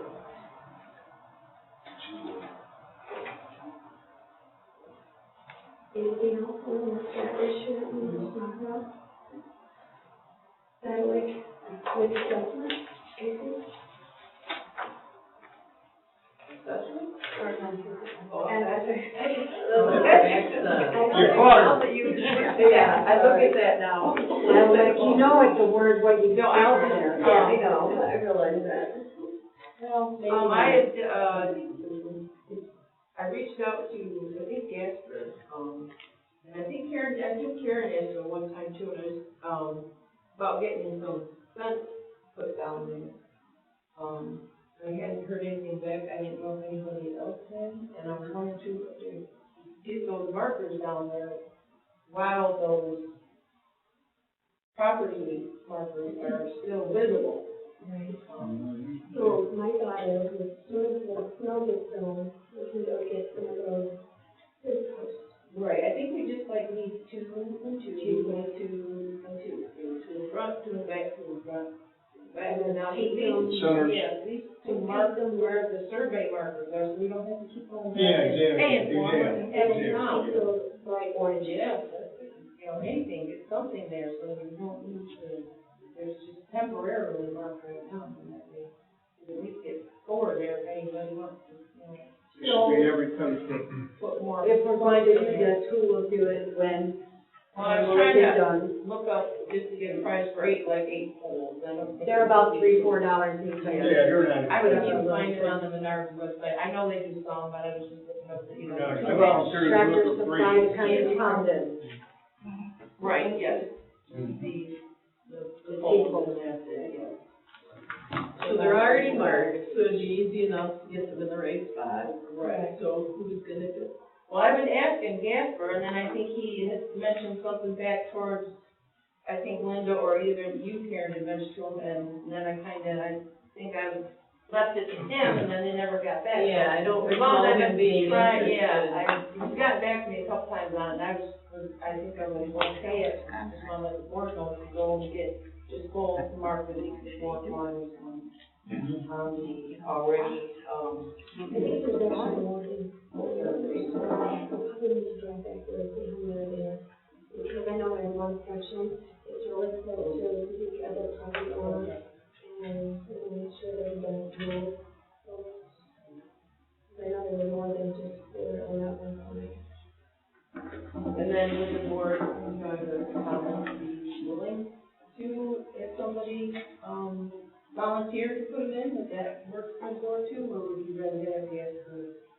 the township. If somebody wants to volunteer to form a business, I volunteer. Well, You volunteer? Yep. problem with that is liability, liability. possible liability. If somebody gets hurt doing something like that, then it could be on I don't know. I mean, what is our liability insurance like? You would have to then deny any, purchase of yours on your own. Sign a waiver. If you choose to do that. If they get buried, we won't go for it. Just take the whole first. So, and that's someone we need to double check to make sure that they're in the right spot.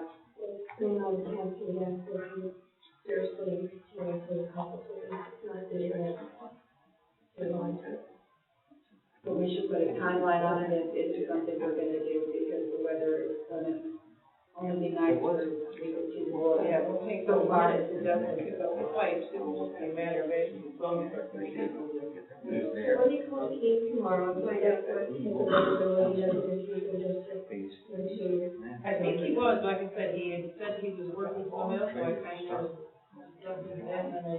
So if everybody looks in the Reviving. 10 o'clock tomorrow, and then you got a lot of room down there.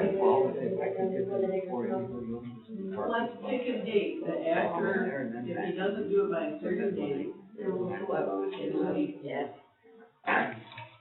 Or the first day of winter? he keeps bringing the same things back. So, He's gonna need it in Thursday.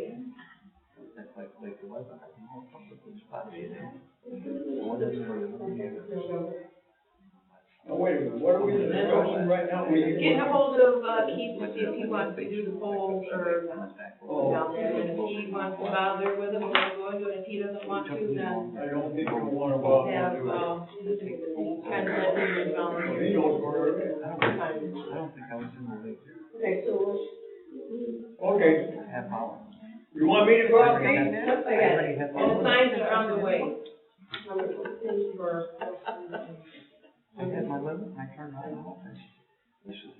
Kieran, you had moving forward the Hamilton tax reconciliation, did you want to share with us on that? Yes.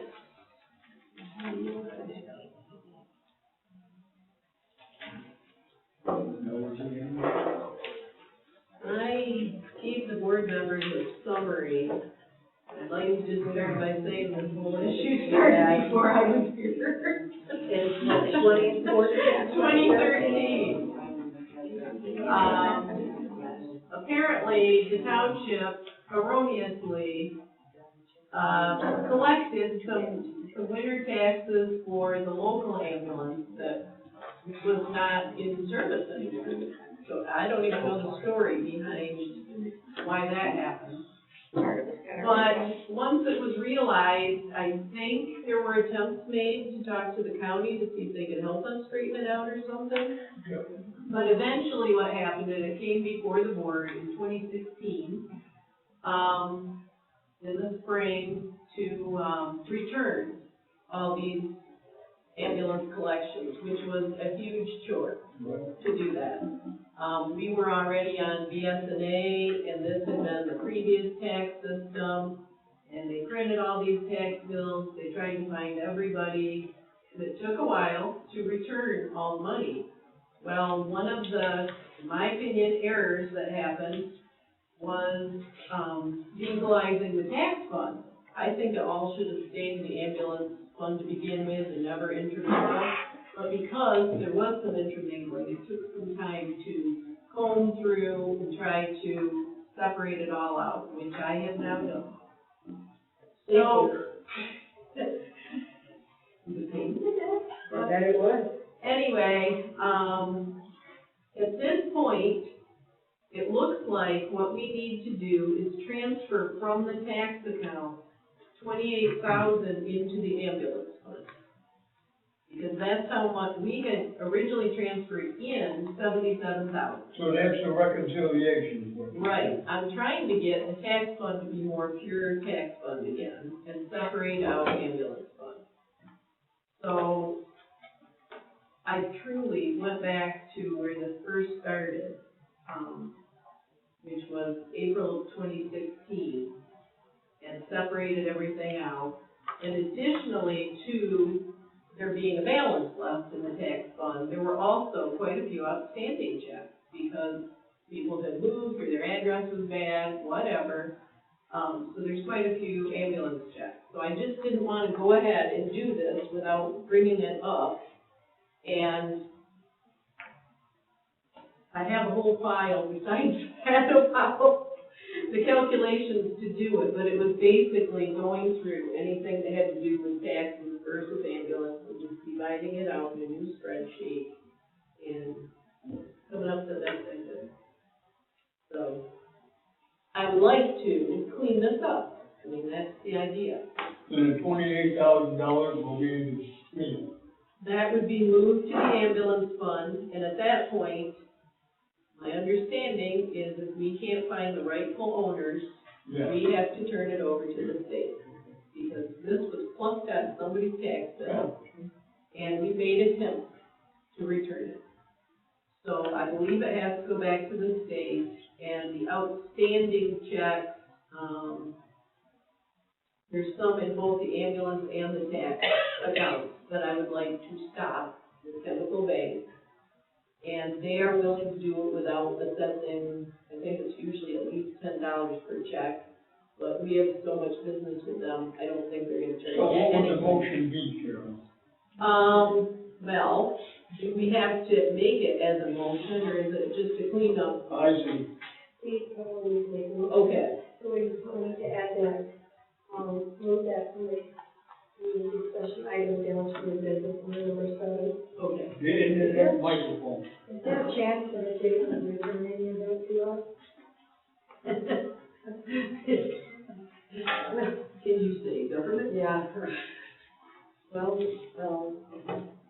we're gonna move that out of discussion and put that under new business number 7, because we need to make a decision on it. Okay. Moving forward, we've had quite a few requests to go additional, adult recreational marijuana. Beverly had, asked me about doing a committee to do some research on this adult recreation before we opt in, or if we decide to or not decide to get a committee together, just gather more information so that we can make a good decision on that. So if there's anybody that would like to be on that committee, I would. Beverly would like to head that committee up. I would. John would like to help, and if they have any residents that would like to help out. And I think we should reach out to the community and, because this has to be their decision. We can't make this decision, and people did vote to allow adult use in this community. However, that's what they voted for. The question was, should pot be legal? I voted yes. I believe it should be legal. However, does Columbia Township want adult use businesses here? That's a completely different question, and it needs to go to the people. It's a policy process. I think the people need to have their input on that, and that's all.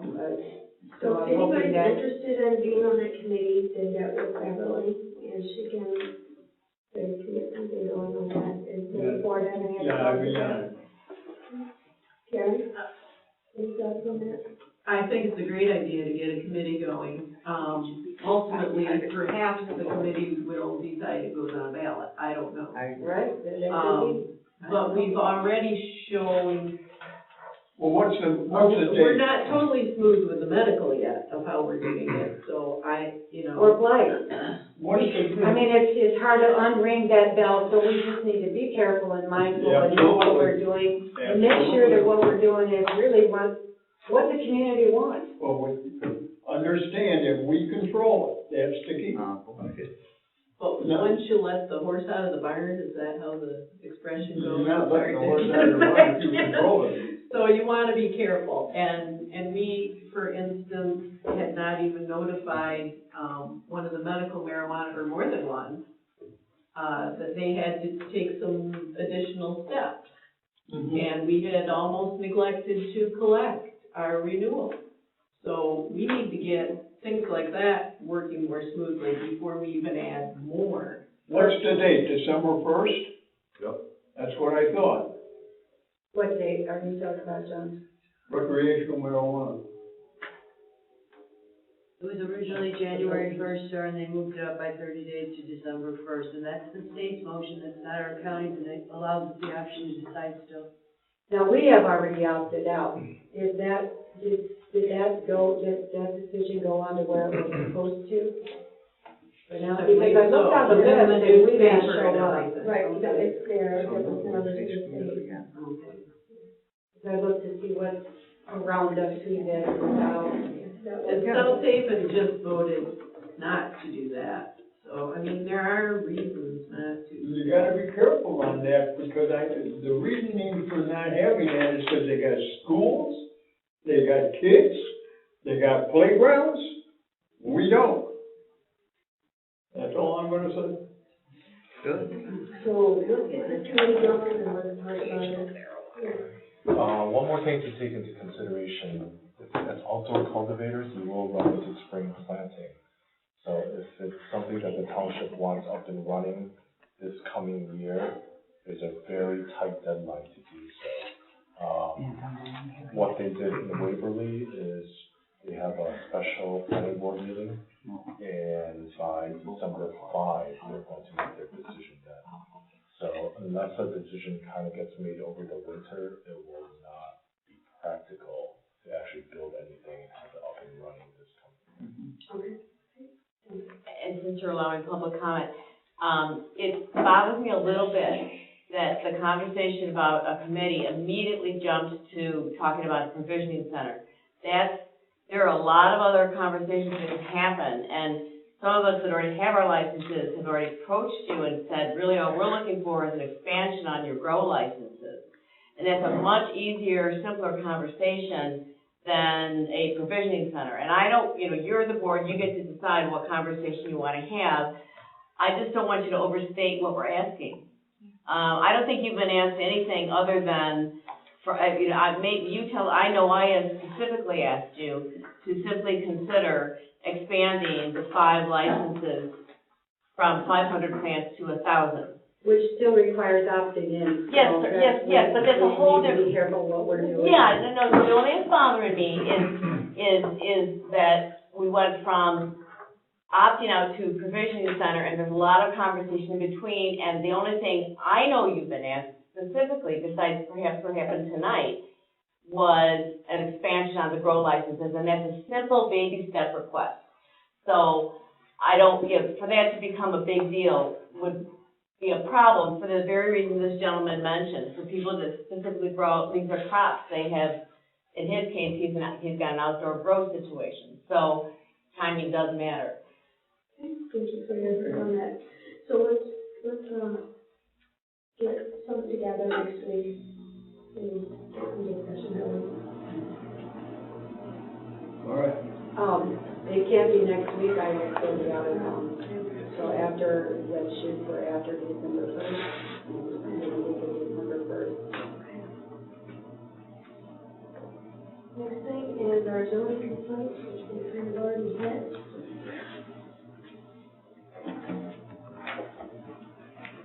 Also, you guys have a copy of the contract from the Life EMS. Our attorney did go over it and read it and made his own comments in there. So everything in blue was? Everything in blue was from the attorney. Yeah. For you guys to look over and review. I looked for runtime. Yeah. So that's something we might have to, perhaps that's intentional, because nobody's gonna need it that much. The actions on it wasn't, and one, why wasn't another one, and will we still, get these up these, because they're fancy, like, some of these questions that we have, we'll bring Life back in and we'll ask them, these specific left it with Pride Care was December 15th, at the end of their 60 days, right, for their notice. But that, they don't terminate immediately on that day. Yeah. So in December, this will be brought up again. The way I understood it, too. That'll be next year. Moving forward.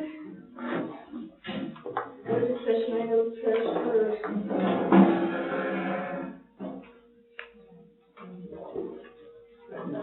What are we discussing about the credit cards? That's what I wrote down. Well, there were two things. The topic of, I just want to let you know that Rhonda and I have made a distinction between her regular secretary duties and the deputy duties. But the board needs to know that I expect to be gone a lot. Yeah. And we can transition everything over to her. We can do it in a month or whatever, but I wanted to get that discussion going, because meanwhile, Transition, what do you mean? I'd like to see the end of the year. like if I resign, Oh, well then, yeah, then we have to go through the whole. then what would you do as far as secretary? So I wanted you to have a chance to be thinking about that. I know you have differences of opinion exactly on how to deal with If she were secretary. hired as treasurer. Right. Appointed. Right, it would be an appointment. So otherwise, I mean, I could just continue as deputy situation, but it might be cleaner to just, and I know this is new for you guys to even think about right now. Would you be willing to go to the end of the year? Yes. Especially with December being the first month of a new tax season. So that will get her feet really wet. Helping me on that. So, if you wanted to think about if you're gonna have to have interviews for a secretary, Yeah. then maybe that needs to get going. Mrs. Claus won't be going, no.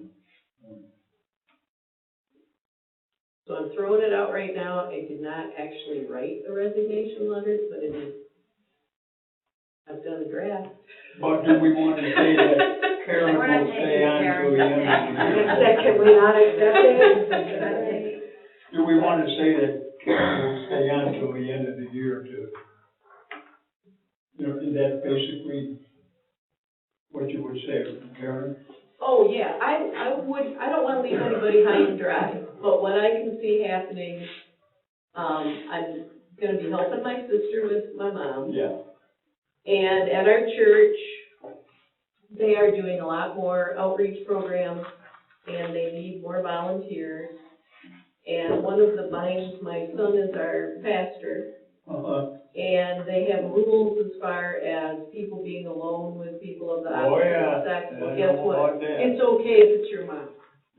So I could do clerical that other people maybe can't do there. So it's important in my life to be able to help in those ways. So. Life is short. It is. And truly, we almost lost my mom. Her sugar did not register when they came. So it makes you think. Karen? Have you got Rhonda to a position where you feel like she can handle the tax load? I think she's doing great with the training we're doing now, and as soon as those tax start coming in, the first week of December, I'd like to really give her a chance to do a lot of the entry herself, and you know. And I know she's had experience with that, she's been learning the assessors, the software there with your. Is that? She's already got familiarity with a lot of it. She's helped get, bills out for notices. It would be much easier to transition to somebody that's already in-house and already knows a lot of the system. See, when my wife was in and we got a cold blue, to me, that was death. I mean, that's what I always understood. And then we were ushered out of the room, and then I heard talking to a doctor, and I said, well, he ain't no angel. So I knew that wasn't, but then there's different variances that'll go blue. But sometimes, unlike taxes, they can be temporary. Any other discussion? Let's move forward. All right, moving forward. Moving forward, credit card policy. Yes. So there is one for the taxes too, to pay online. And at this point, you wanna just talk about it next month? For the different options? You guys can make a decision on which way they're going to do it, right? Yeah, or we can start it anytime. We can start it in the summer.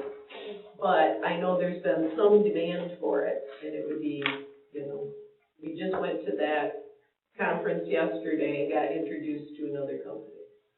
So, okay. That credit card policy, not this one. Right, it's two different things. That's what I thought. So moving forward, we have a credit card policy that we've been working on for the last couple months.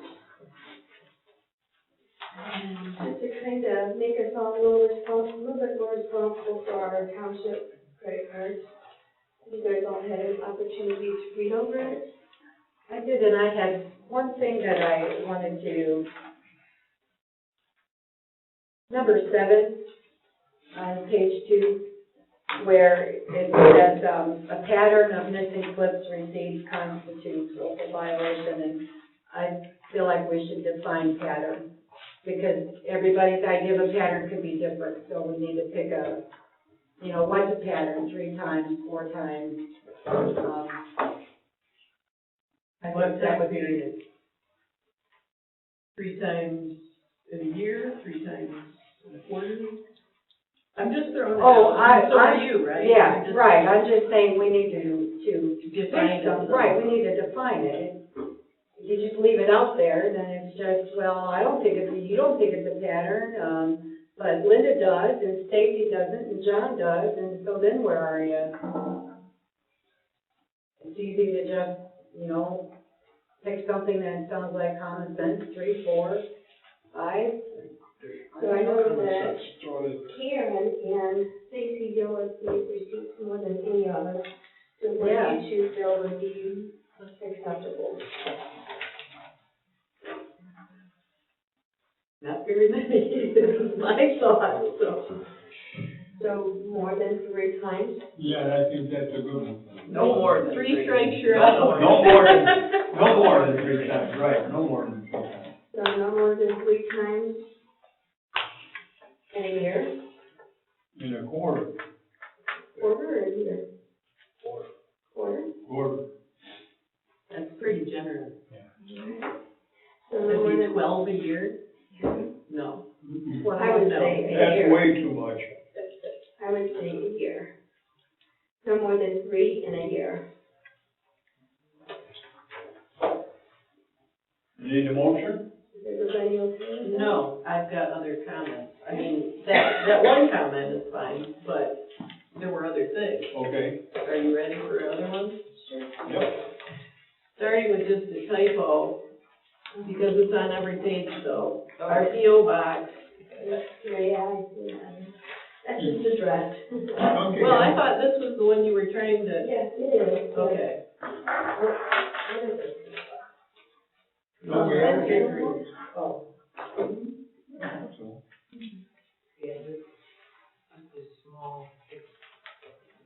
And I had sent you a different draft, and I see you went back to a couple of things.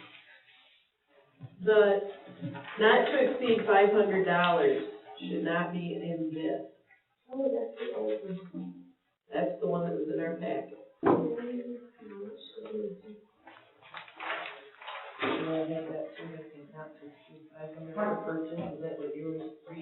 Yeah.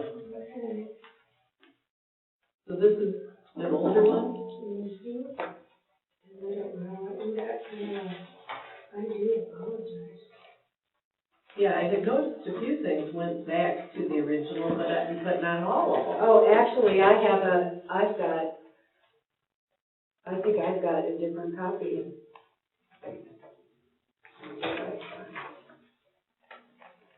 That Well, it one doesn't I matter did? if I do. No, this is in the packet. This is the one I have. That's the one I did. That's not what was in my packet. So I started checking all over again. Okay. Did you get your packet Saturday?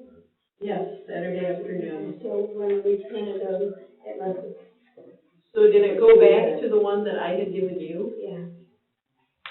Yeah. So this is the one. Okay, so then everybody saw that one for a little bit longer. They had that one in October. Yeah, So that still had, with this one here. This is the one I've got, and I think I had that one, yeah, but it didn't. no, this is the more current one. Okay, this is the one that was in my packet. Right. This is the correct one, Linda. But she showed me one that's got the reference at the bottom. Is it still this one? No. It's still not exact. How many versions do we have? Yeah, I think we have too many versions. Let's table this one next month and get the right version. Yeah, so we just, Okay. If we could just work from this one and get it done. Yeah, but we're not even working Pretty from the late, same all one. right. I had sent one out October 21st to everybody. So I was hoping that that was gonna give everybody time to get their comments back in, and then I would have fixed it up and finished it. so this is the one that you sent.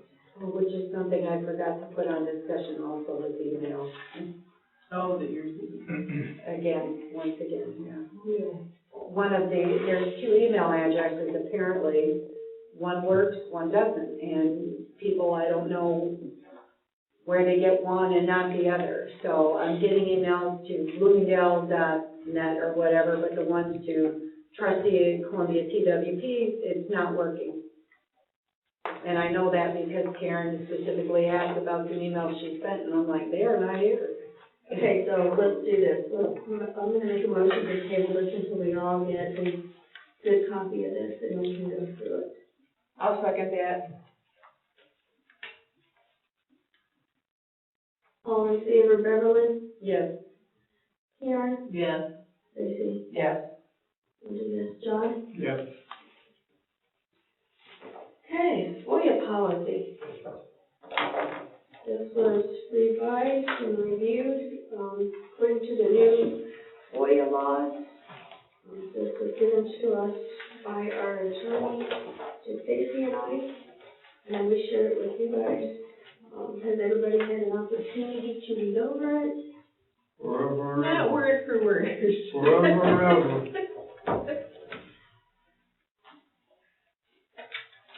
On a positive note, the one thing that I recall was wrong from our old one is straightened out in this one, I believe. There's consistency in it. The only negative that I will comment on is I believe we had already paid Catherine to do this, and now we've paid O'Hare to do this. Did he do his own work, or did he copycat? I don't know, but I think don't know. we've revised this with two different attorneys. So we're with a new attorney now, so this is the one we should be looking at, I guess, but that's unfortunate.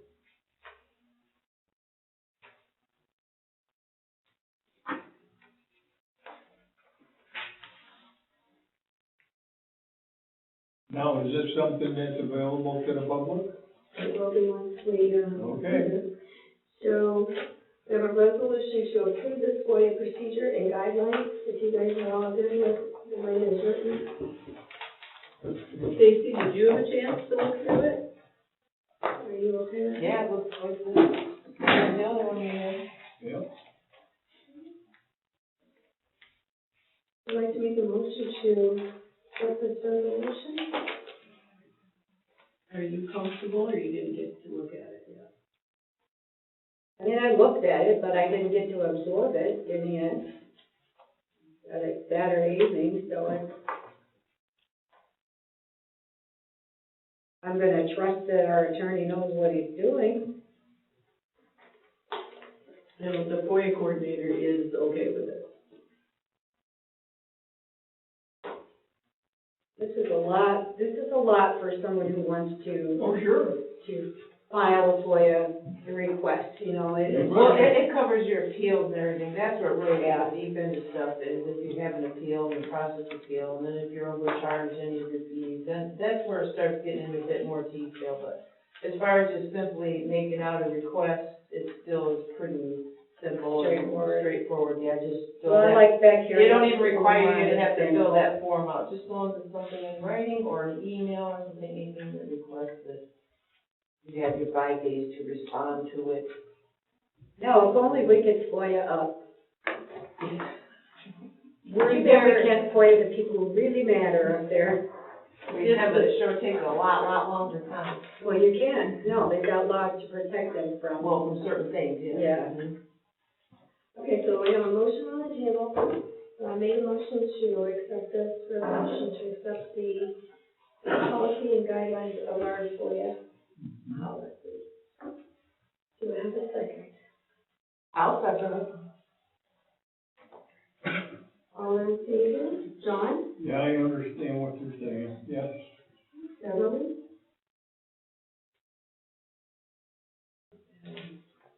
Yeah.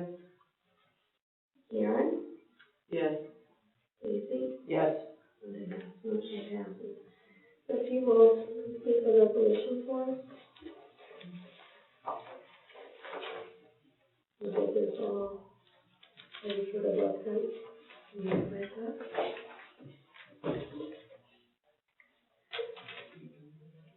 And the next item is our FOIA appeal refund. Our appeal got appealed, and according to our attorney, it would be best to just go ahead and refund the full amount of $381.65. I have nothing in my packet, does anybody else? This is the letter that I just got. You got it October 11th? No. It's still a letter? It went to Mr. Spicer on this day. Okay. So this is what, this exact letter went to Mr. Spicer. And did our attorney review it or write it? Oh, yeah, it's in, That's from it's in there, Yes, Yes. it's in there. she drafted the whole thing. It wasn't Homer. It's the lady that does all the Oh. FOIA Yeah. for. So within that office? Yes. Okay.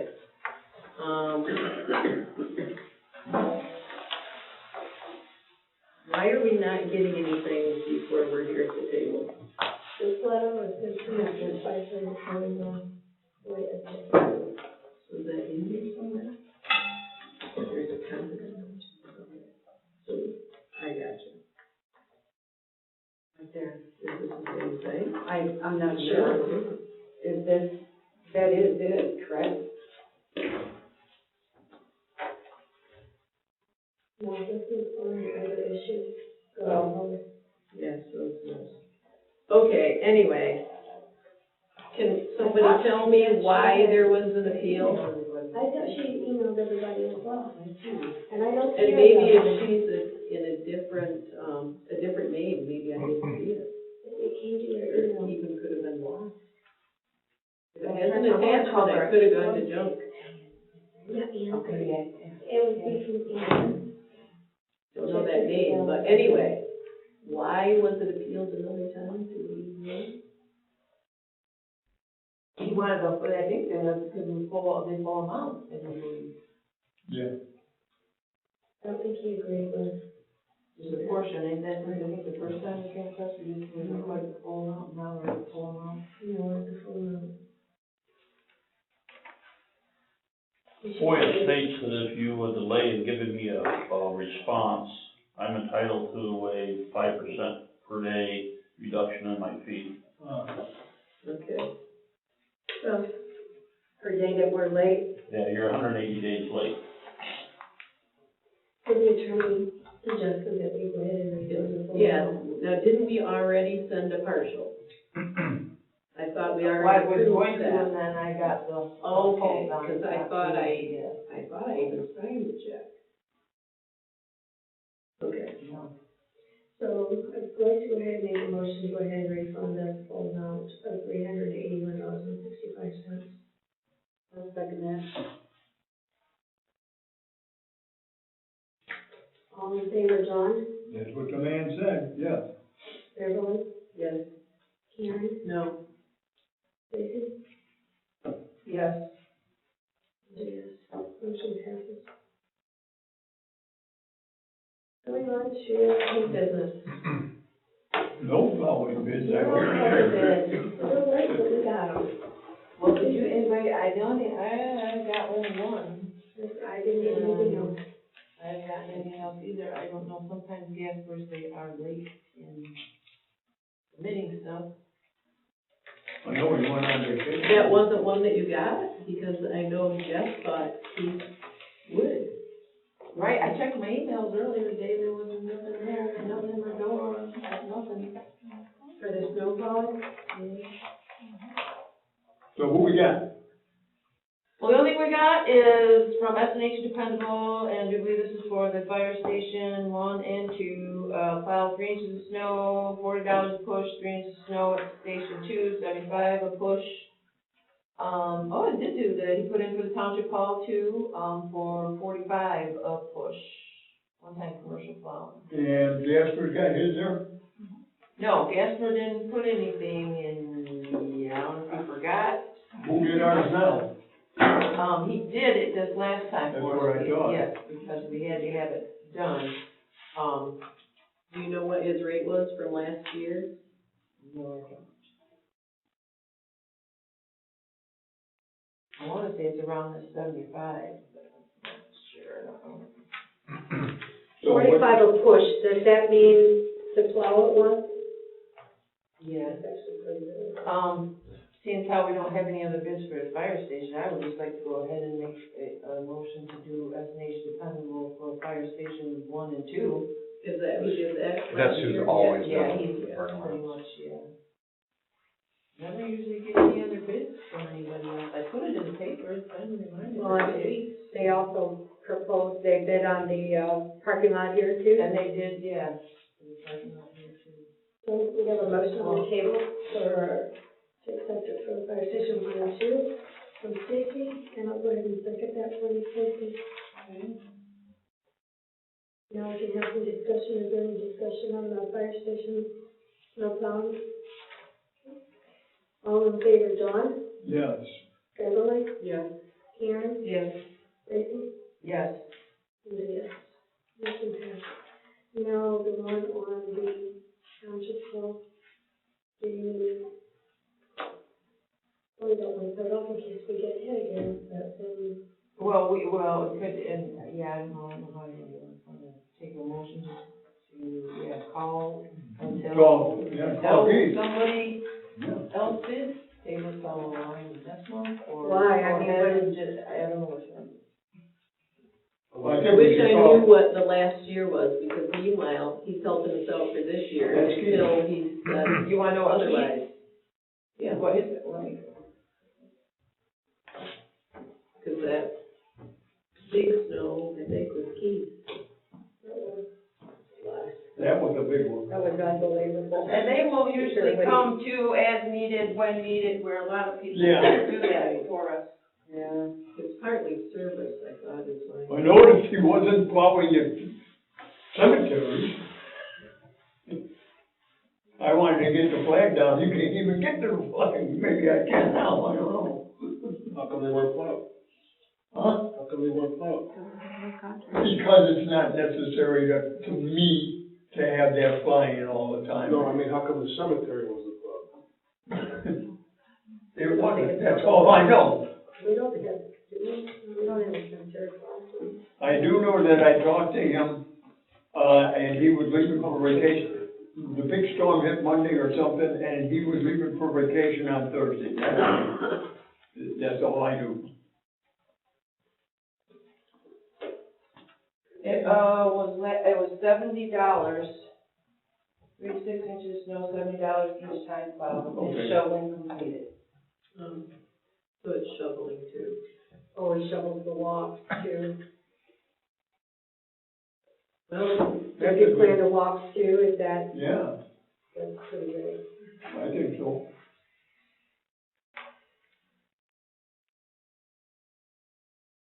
Somebody's gotta do that part. Right. So what would this board like to do? I make a motion that we go ahead and get Keith to do the parking lot. There goes the cop.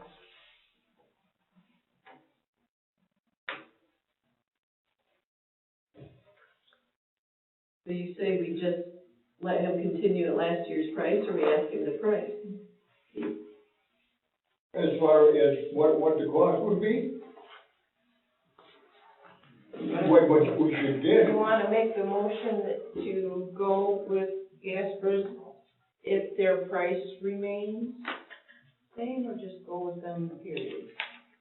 I think we deserve a price, but if you wanna make a motion that says it should stay with what it was. Linda, did this come up in your discussion with them on contracts? I think that price seems awful good for the amount of area that he's covering, that's what I'm thinking. But really, I don't know who's gonna do the sidewalk. Right. That is part of the deal here. No. Okay, so he doesn't do the sidewalks? S&H didn't put down they would do sidewalks, where Gasper usually includes in his, Yeah, bid submittal that he will do the sidewalks. that's what I thought. I don't think we should make any change then, just go ahead and get them in to do it again. Well, nobody else either put in a bid Right. for you, besides this one here, and like you said, we do like our. So there's a motion on the table from John that wants to continue to use Gasper's.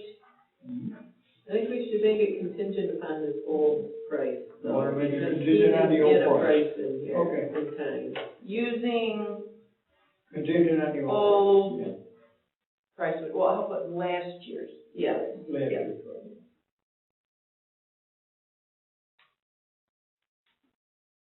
I'll second that. All in favor, John? Yeah, Beverly? Yeah, Karen? yes. Stacy? Yeah, and I'm sorry, adding that too, that's for the town hall yeah, plow. yeah, town. And Stacy, would you be willing to contact Mr. Gasper to have that discussion? Moving on. Moving on, reverted property sales.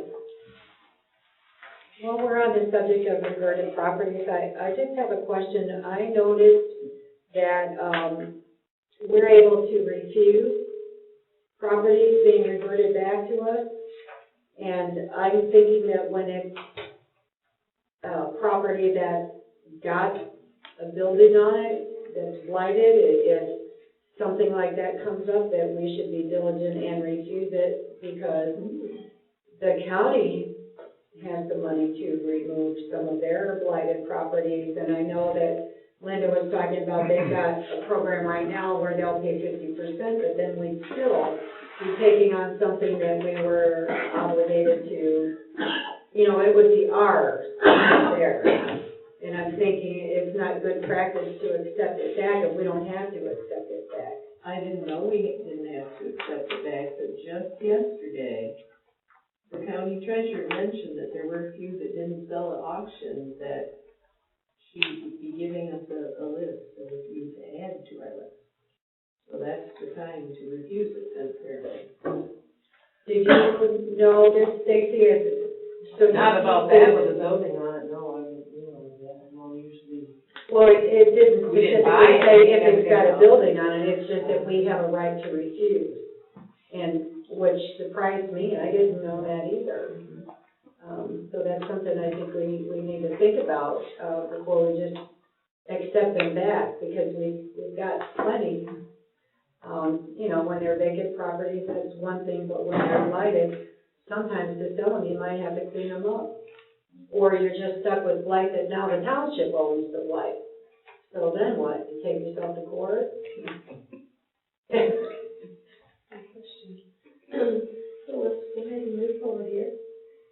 we did get, Deborah had requested to get the attorney's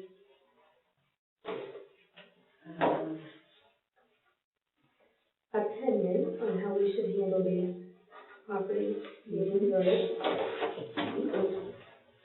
So that requested information is being sent back to us.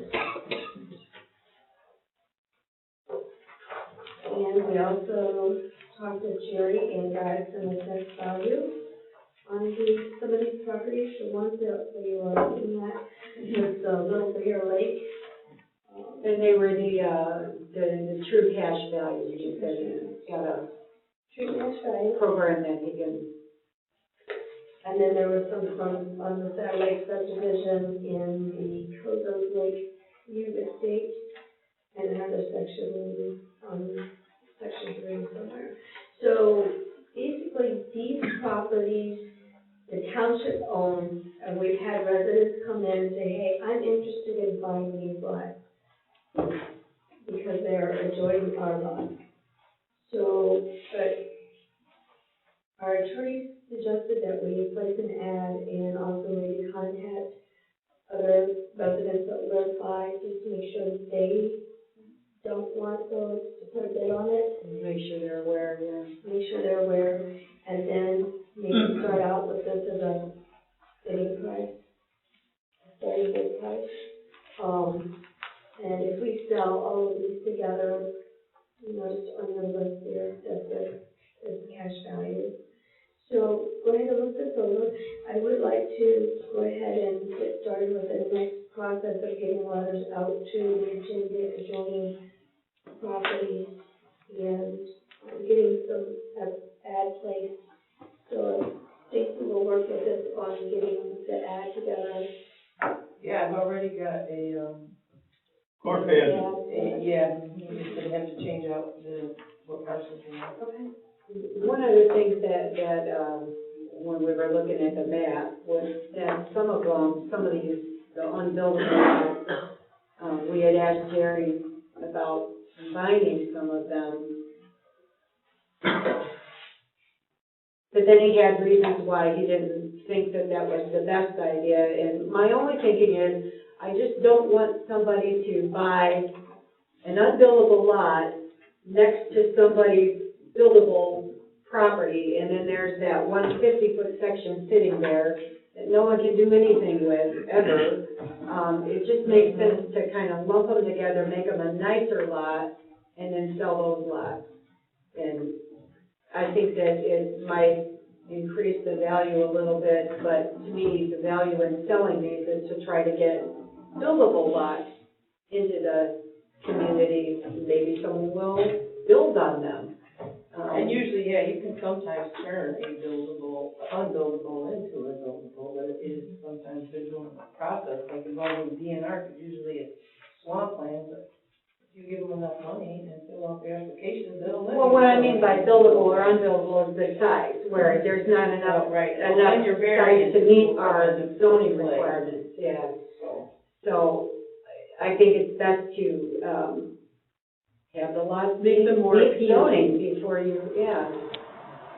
So if you look at your properties that were under vacant, under Jerry has did a nice little work up, show what it was like. And each one has a map that you can look at, you have questions.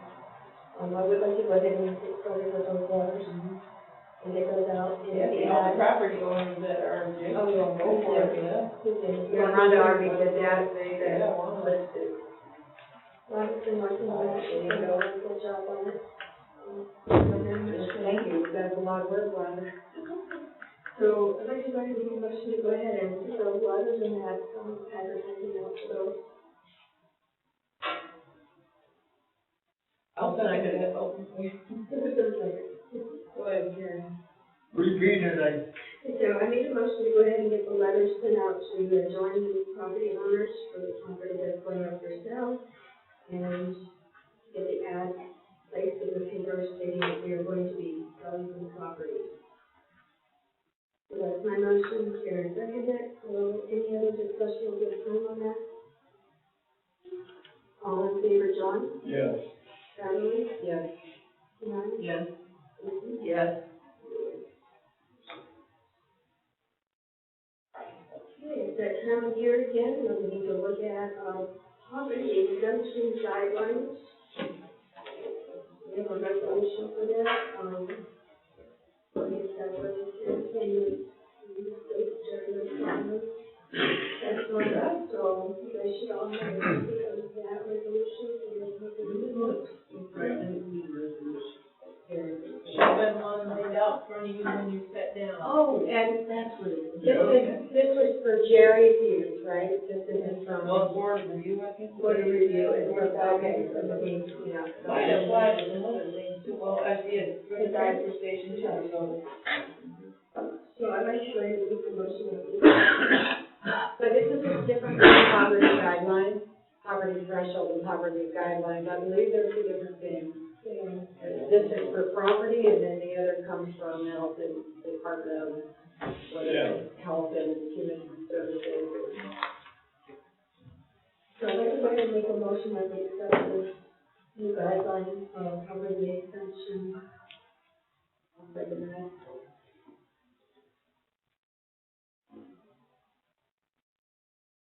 Any other discussion? All in favor, Beverly? Yes. John? Yes. Karen? Yes. Susie? Yes.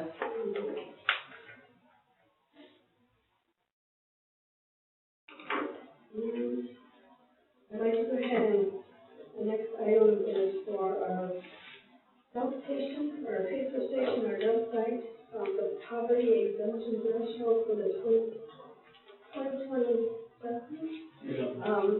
Putting an offer those people who meet that poverty exemption, give them a break on their dump pass. You're missing that mic again. I'd like to give them an opportunity to get a cheaper dump pass from us, the ones that have, actually meet that poverty threshold. They have a number in it? No, I mean like price-wise, what's the? Yeah, it looks like the cost for a dump to get the 30 punches is maybe $15. Is what it was in the, Yeah. So, Very,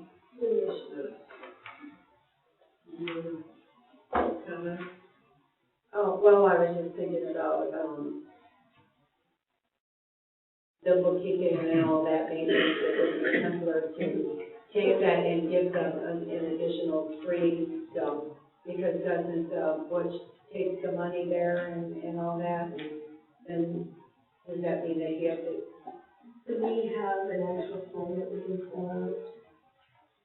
Can they fill that out here, or do they?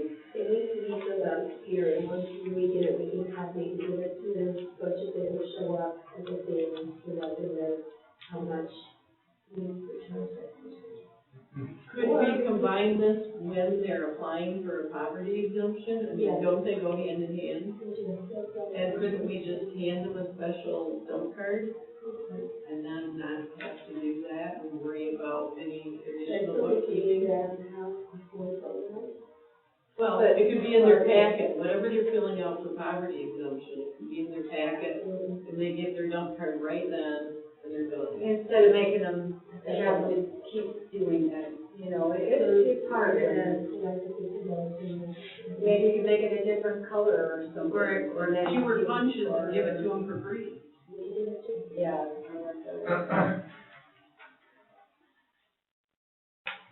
So what is the extra, what do we just give them an extra 20 Well, how many punches are on the normal card? 30. There's 30 for $20. 30? Yeah. They can go to the dump 30 times. No. Well, no, because of a large item might be 3 punches, one bag might be 1 punch. Oh. Yeah. 5 punches. It's a different punch ticket. What you think for this? Yeah. So what if we do another card that's got 10 punches?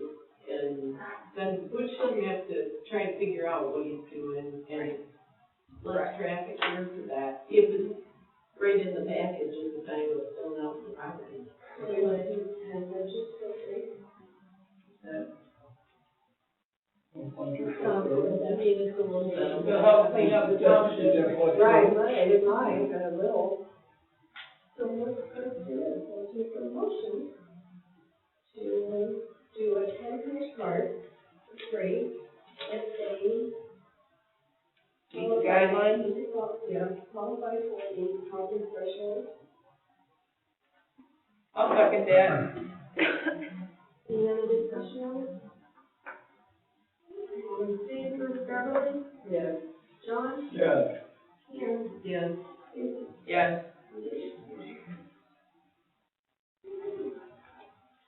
And the last of the resolutions.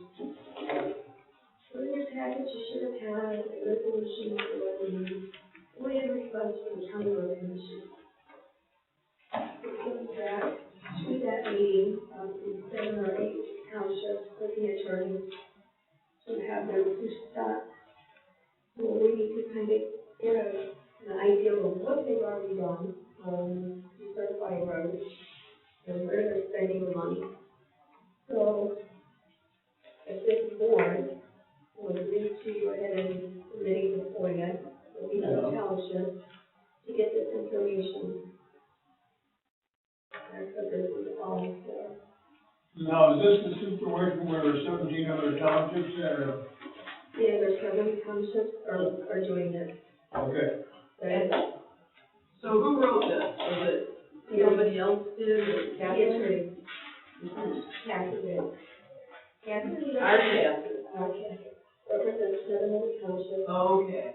And. Yeah, she's And one, then yeah. and then there's a couple other ones that are very interested in also joining in, to get this information and to get to the bottom to what the road commission actually is doing. So the next step is what? So the first step is to get a resolution to send the FOIA out, and once we get this, all the FOIAs will be submitted at once to the road commission. Okay. And then we wait for them to respond back to that FOIA. Okay. And depending on what is done with that FOIA, whether or not the township wants those out to do a litigation against the road commission for decongestion. So decertifying roads and not spending the money where they should be. But our president attorney represents us. Yes. Yes. So you would fill this out, or Linda already, or it's already filled out, already yeah. filled out. The attorney's already You filled just out. gotta submit. Sign it. I have a blank one. No, there's no boxes checked if you look on the important parts. Oh, okay, so the attorney will put the name of who it's from? So this is, It's just an amendment on the back to the FOIA request. This covers all the requested information. Or even asking a waiver of so it's a means of putting pressure on the road the road commission. commission. Yeah, absolutely. That's what they need. Request your signature? Well, they got But 5 it people, probably needs to be signed yet, other than that, I think it's completed. they got 5 people All I now see is they got deciding what 2 should be boxes done. checked. So we need a resolution for this because it's coming from a board rather than an individual. Yes. Is the idea.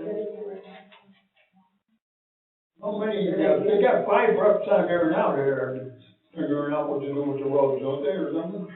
Are we obligated to enter into a class action, or this is just? No, this is, we're not out. This is just to do the FOIA.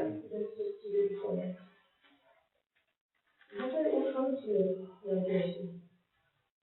If they're not spending, if they're Well, not depending spending on what it funds would or. cost versus the benefit if you win. I mean, saying you're right is one thing, but, Recouping is another. yeah. Well, this seems harmless enough. Yeah, I like the idea of them knowing that the townships are watching them. Yeah, that the townships are all in unison. That's the key. I motion to, pass the resolution to send the FOIA to the Van Buren County Road Commission. I'll second that. I think Bev put his finger up there, right, but thank you, Bev. Doesn't matter. Any other discussion on this? All in favor, John? Yes. Beverly? Yeah. Karen? Yes. Stacy? Yes. Mayor? Motion passes. Now, is there a follow-up meeting on this, Linda, with the township? Once all the townships get it all together, they're supposed to contact us, let them know. And did you say you're gonna ask for 25 years of record? All the way back to 1992. The 1996. Like, Well, after they do the first one, it's just copies. Yeah. So the next item is our Friday hours after Thanksgiving. Safe to say we'll be closed on Thursday and Friday. 28th and 29th? And what about Saturday? You'd still be there Saturday, right? I'll make a motion, close 28th and 29th for Thanksgiving holiday. I'll second. Any other discussion? All in favor, John? Yes. Beverly? Yeah. Karen? Yes. Stacy? Yes. Mayor? Are you Is there bringing any it other for everybody? discussion? No, myself. I think I just heard Stacy volunteer, she's gonna cook turkey dinner for everybody. They all have all planned already. Okay, moving on, we need to look at our ambulance text. So we need a motion to go forward with that, or how did you want to do your motion, Karen? In the immediate, I would just like the motion to be to transfer the funds of $28,367.81 back to the ambulance fund from the tax account. I'll second it. Any other discussion on that? All in favor, Beverly? Yes. John? Yes. Karen? Yes. Stacy? Yes. Yes. Motion passes. Okay. Do I need a motion to stop other old outstanding checks? Yes. I feel like that's routine, So but, let's do a motion. okay. Karen, what's your motion? So I would like to move that we also stop payment on checks in both outstanding checks in the ambulance and tax fund totaling $6,805.54.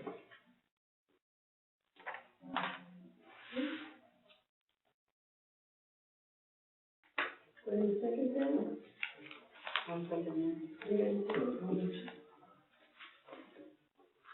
Looks like we'll go back from Beverly. Any other discussion on that? All in favor, Beverly? Yes. John? Yes. Karen? Yes. Stacy? Yes. Yes. And the only other question that would be left from this whole thing is whether it just goes back to the state. And I did contact Homier, Okay. and I believe we've been told in the past that that is what we have to do between the CPA and the past attorney.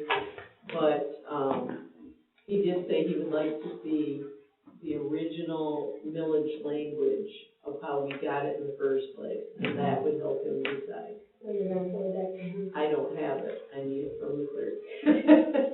There was no millage language. For the ambulance from way back, the one that we collected for and we weren't. there had to have been if you're. Yeah, how did we collect it? That's what we were looking for, and we could not come across anything. The only thing I had was all those L-429. Does the county keep Wow. records on things? That's That's why, where it should be. that's why the questions come up too about Yeah, the fire fund yeah. and the millage. Does the county keep Or records? are you saying we do or do not have a fire fund one? Or you don't know? I don't know, because it was way before my time. Oh, So you let's must- contact the county.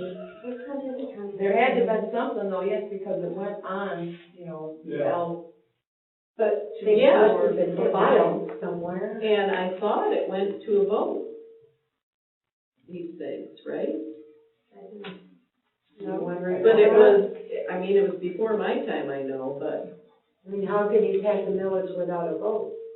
I don't think you can. 1999 it was done. Was It it? was done by the township board. They generated a ambulance fund and a fire fund.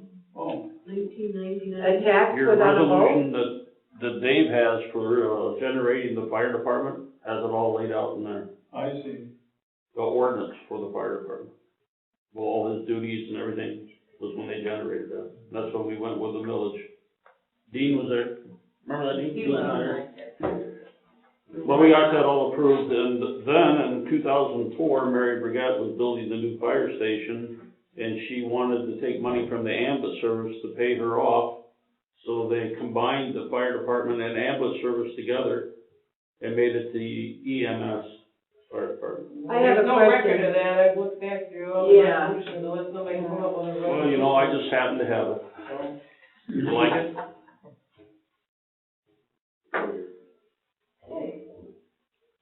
Wait, I'm still going back to, how does, like, we can't sit here and pass a millage. No.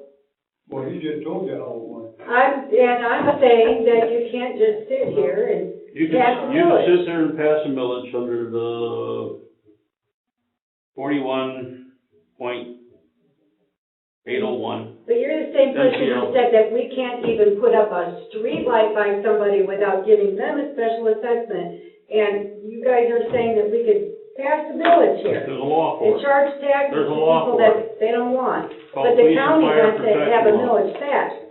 I'll send you a copy of that, too. Just blows my mind. I'm like, unbelievable. Anybody in the Well, you have to go to an old timer. Run, Sooner or later, Okay, so final public comments at this time. Anybody? Public comment? Go ahead, man. Beverly and Carrie, you might want to listen to this, you two gentlemen, answer your question to what's going on with your blight. Because I've got 4 complaints of blight out there, and 2 complaints on trailers. And I talked to Tasha. My answer from Tasha was, and I got the letter from her that stated it was turned over to the supervisor. That's the end of what I got. And when I got to all my complaints on the blight, Jason took them as far as he could take it, and then it goes over to the township. And the township says we ain't doing nothing. Because the township don't want to spend the money to take something to court that they initiated with these laws covering blight and all the other zoning. So this is why you're getting dead-ended, because the supervisors don't take it any further because we don't want to spend the money to take it to court. Whereas if we did sue the people, and they did sue us, we would counter-sue them for every dime that we had to put out to clean up the properties that were there. So you guys make the decision where the money's gonna go. There it is, stonewalled at the supervisor. Pardon? Just a comment that you might want to, the board might want to consider regarding the, reverse properties, or the acquired properties. You could, it has to be done on a case-by-case basis, but if there's blight on the property, for instance, you could, get, bids or take care of the blight. And then if you sell those properties or combine them, you could put a reserve on the bid to recoup your money for cleaning up the properties. Just a comment. Thank you. Anybody else? I've got 3 things. You have the resolution on the FOIA procedure, the new one. Does that rescind the old one? Bid for snow plowing. That may not be kosher what you did, because somebody did turn in a bid. And then you guys made a bid to somebody else who didn't turn in a bid, and that could lead you into some issues. The other thing is, poverty. When you're talking about giving transfer stations up poverty thresholds, you have people that rent in this township that probably fall under that, threshold, and they're not being treated the same as somebody that owns property. And you probably ought to include them into that. That's it. Anybody else? One more comment, please. On the roads being declassified, Yeah. this was done years ago, when I was a kid. They declassified a lot of the public roads because they were plowing them during the winter time.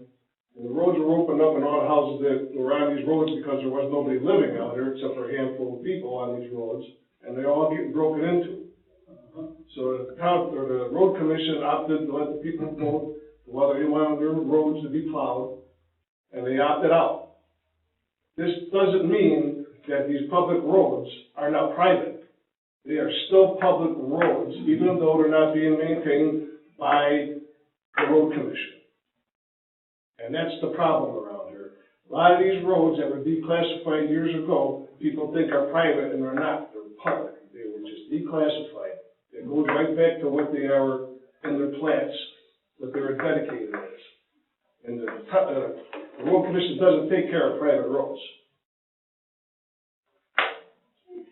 Any other comments? Board comments, Beverly?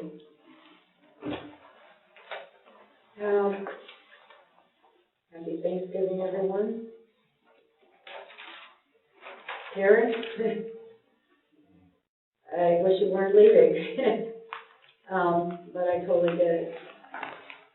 And, like I said earlier, life is short.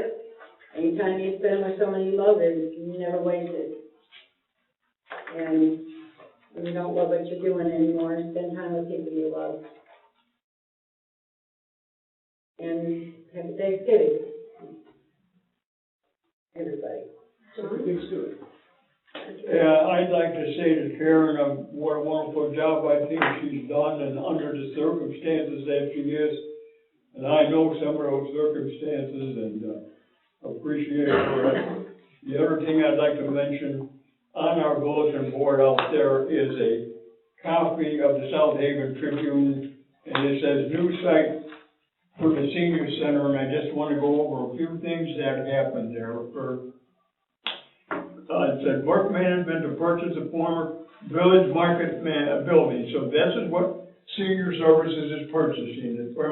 The former village market center, and once renovations are complete, senior service supposed to open a new senior service center in South Haven next year. Now, this is what I think is wonderful. Diana Rosie, she's the executive director, said, Mark, this could not have been done without the very generous donation of $2.1 million toward that building from Dennis and Kay Merck, owner of management, and some of the equipment from Steve and Darla Merck, owner of Village Market Food Centers. They had first, Rogosi about possibly purchasing the 47,000 square foot building shortly after Village Market closed. The building had been appraised at $2.5 million, and Merck Management was willing to donate 50% of the cost towards senior services, but that was still out of reach, Rogosi said. And earlier this year, Steve Merck approached senior services again about the building, and then he said they were lowering the price to $400,000, and that's what senior services can afford. And I think that's a wonderful gesture on the part of the Mercks, and it's going to be a wonderful building because it's all on one level. But the whole article is on our billboard out there, and you can read it if you want to. That's it. Thank you. Karen? You pretty much summarized what was on my mind before. I will comment one thing about the bid, comment that Ken made, and it is a good point. I do think the board still has the right to accept or reject any or all bids. So I think it is within our rights. I typically am in favor of equal bids, equal time. We do have a little bit of a different circumstance because one bid something different than the other, so it wasn't the identical bid. And we've had long-time service. It's been very good with them, so. No, that's the thing. He would have to agree to accept. Is there a time limit when the bid's supposed to be turned in? If he didn't turn the bid in, then he should be looked at for the bid. So other than that, appreciate Beverly. I'm your neighbor. You got stuck on this end of the table. Yeah, and, you know, Rhonda's been great to work with, and I think she really did a good job, and I hope that that's the way the board would go. Karen, you've been very dedicated to this job and this time to take care of things. Very dedicated. I don't think anyone's been that dedicated. I'm not gonna cry, but I thank agree you. with that. I know that you know Thank you that. for saying Yeah, that. I know Happy Thanksgiving, everybody. Happy fun holidays. And unfortunately, yes, if you have to, whatever, I'll talk to you. You guys later.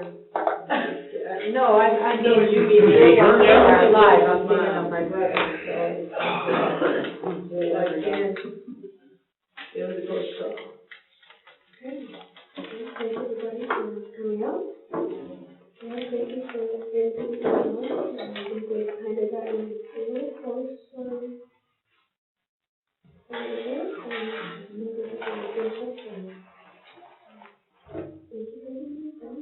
I don't know if you're done, I really don't. We've had a long way. I'm not moving away, there's still supplemental things, I mean, you know. Don't say that. Well, I don't want mean, to do. but whatever. So I have the motion to adjourn this meeting. I'll make a motion to adjourn. So move.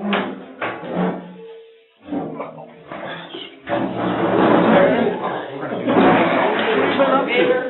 I forgot to.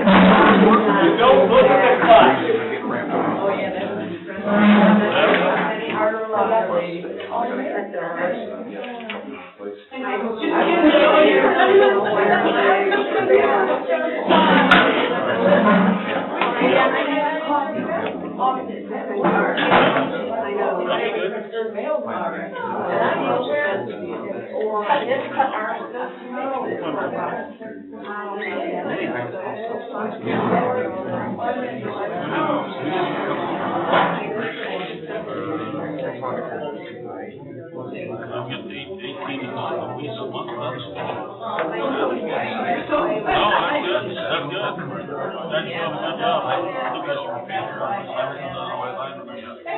I'm amazed how.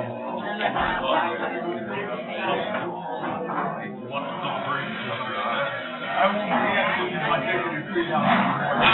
That's no fault of me. I figured if something happened. I just got my four-wheel drive back there. It wasn't going four-wheel drive, it was just sitting there spinning that snow. I just had it fixed at the Ford dealership, so I took it back to them, and they didn't connect it back up. Hey, what about the new Ford Mustang electric? Yeah, everything's gonna be electric. Where are the places you plug them in? That's what I want. I hear it takes 4 hours to charge them up, so 4 hours? you better, yeah, wherever you go, you better 400 miles and then 4 hours to charge. They didn't say nothing about that on the news.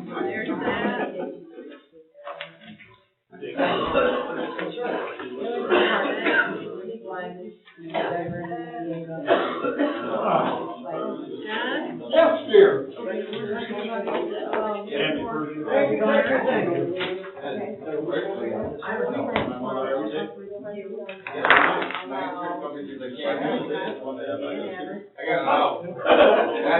I got it.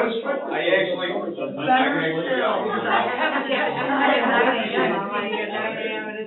am not a morning person. I know, I mean. Yeah, right. Unfortunately, no, I stay until 9 a.m. No, I don't let them out of daylight, does not happen. No, I was just figure out, how do we get the brand? Hey, troublemaker, what's your name? Oh, buddy.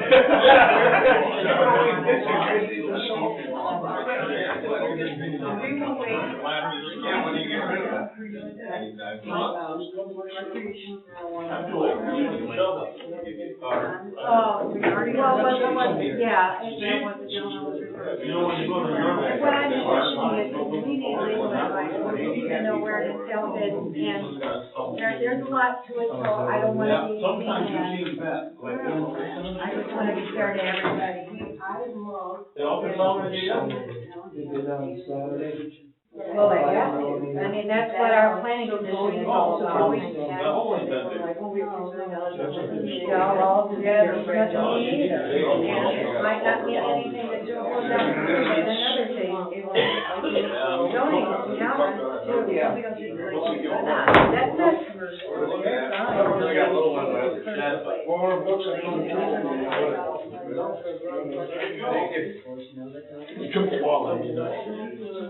No, he was talking about distribution, about, Amazon type. No, he wants to have a outdoor growth here, thousand plant, and then also be able to sell it through a distribution portal on a computer program. We don't have the ability to meet our township directly. So let alone add a dog. And they're not taking care of it. Yeah. Because of lack of.